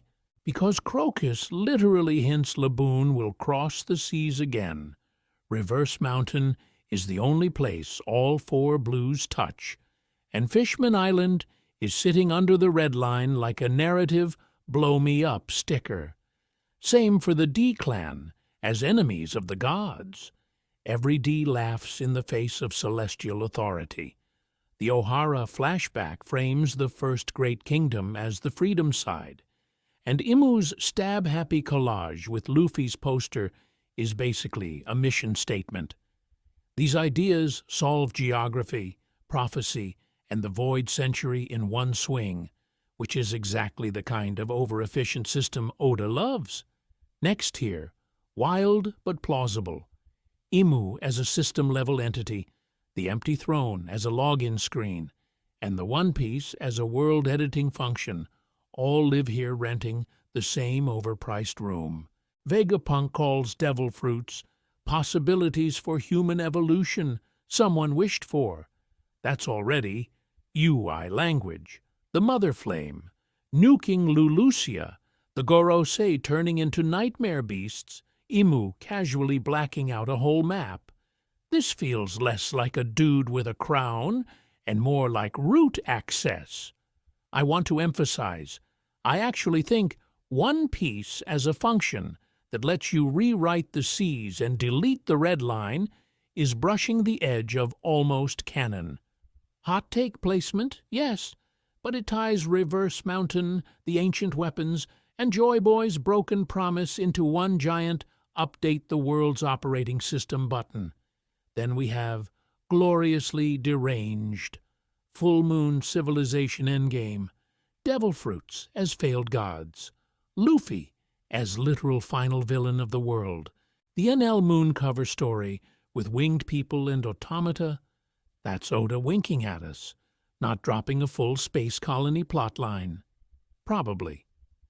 Devil fruits as failed gods is thematically gorgeous, sentient ideas that eat you back, but it might be a bit too metaphysical for Jump's power charts.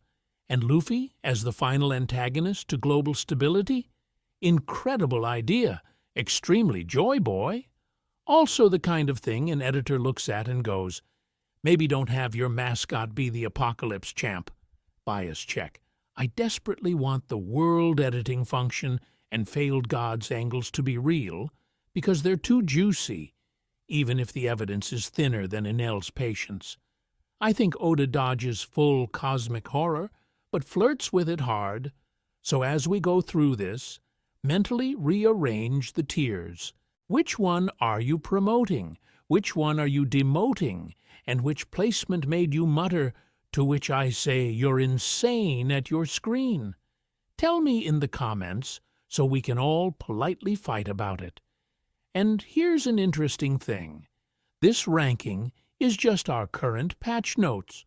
Oda can and will drop one chapter or one cursed SBS answer that deletes 3 of these in a single gag. So in the final section, we're going to zoom out one last time, say thank you, and throw you a challenge. If the story is still updating, then you're not just readers. You're co-architects of the next wave of insane theories. Before the world resets, your turn to break One Piece. So this is it, 2 hours later, and we've basically treated One Piece like a beta client we weren't supposed to have access to. We started with Emu as the secret patch manager, the empty throne as a fake login screen, and the idea that the first Great Kingdom was an entire version of reality that got hard reset. From there, we dug into the D-Clan as root users, Joy Boy as the original admin account that got banned, and the Mother Flame as ancient, overpowered hardware someone absolutely should not have root on. Then we went down the stack. Devil Fruit stopped being fun little powers and turned into wish concepts, sentient ideas that eat people like Vegapunk basically says out loud.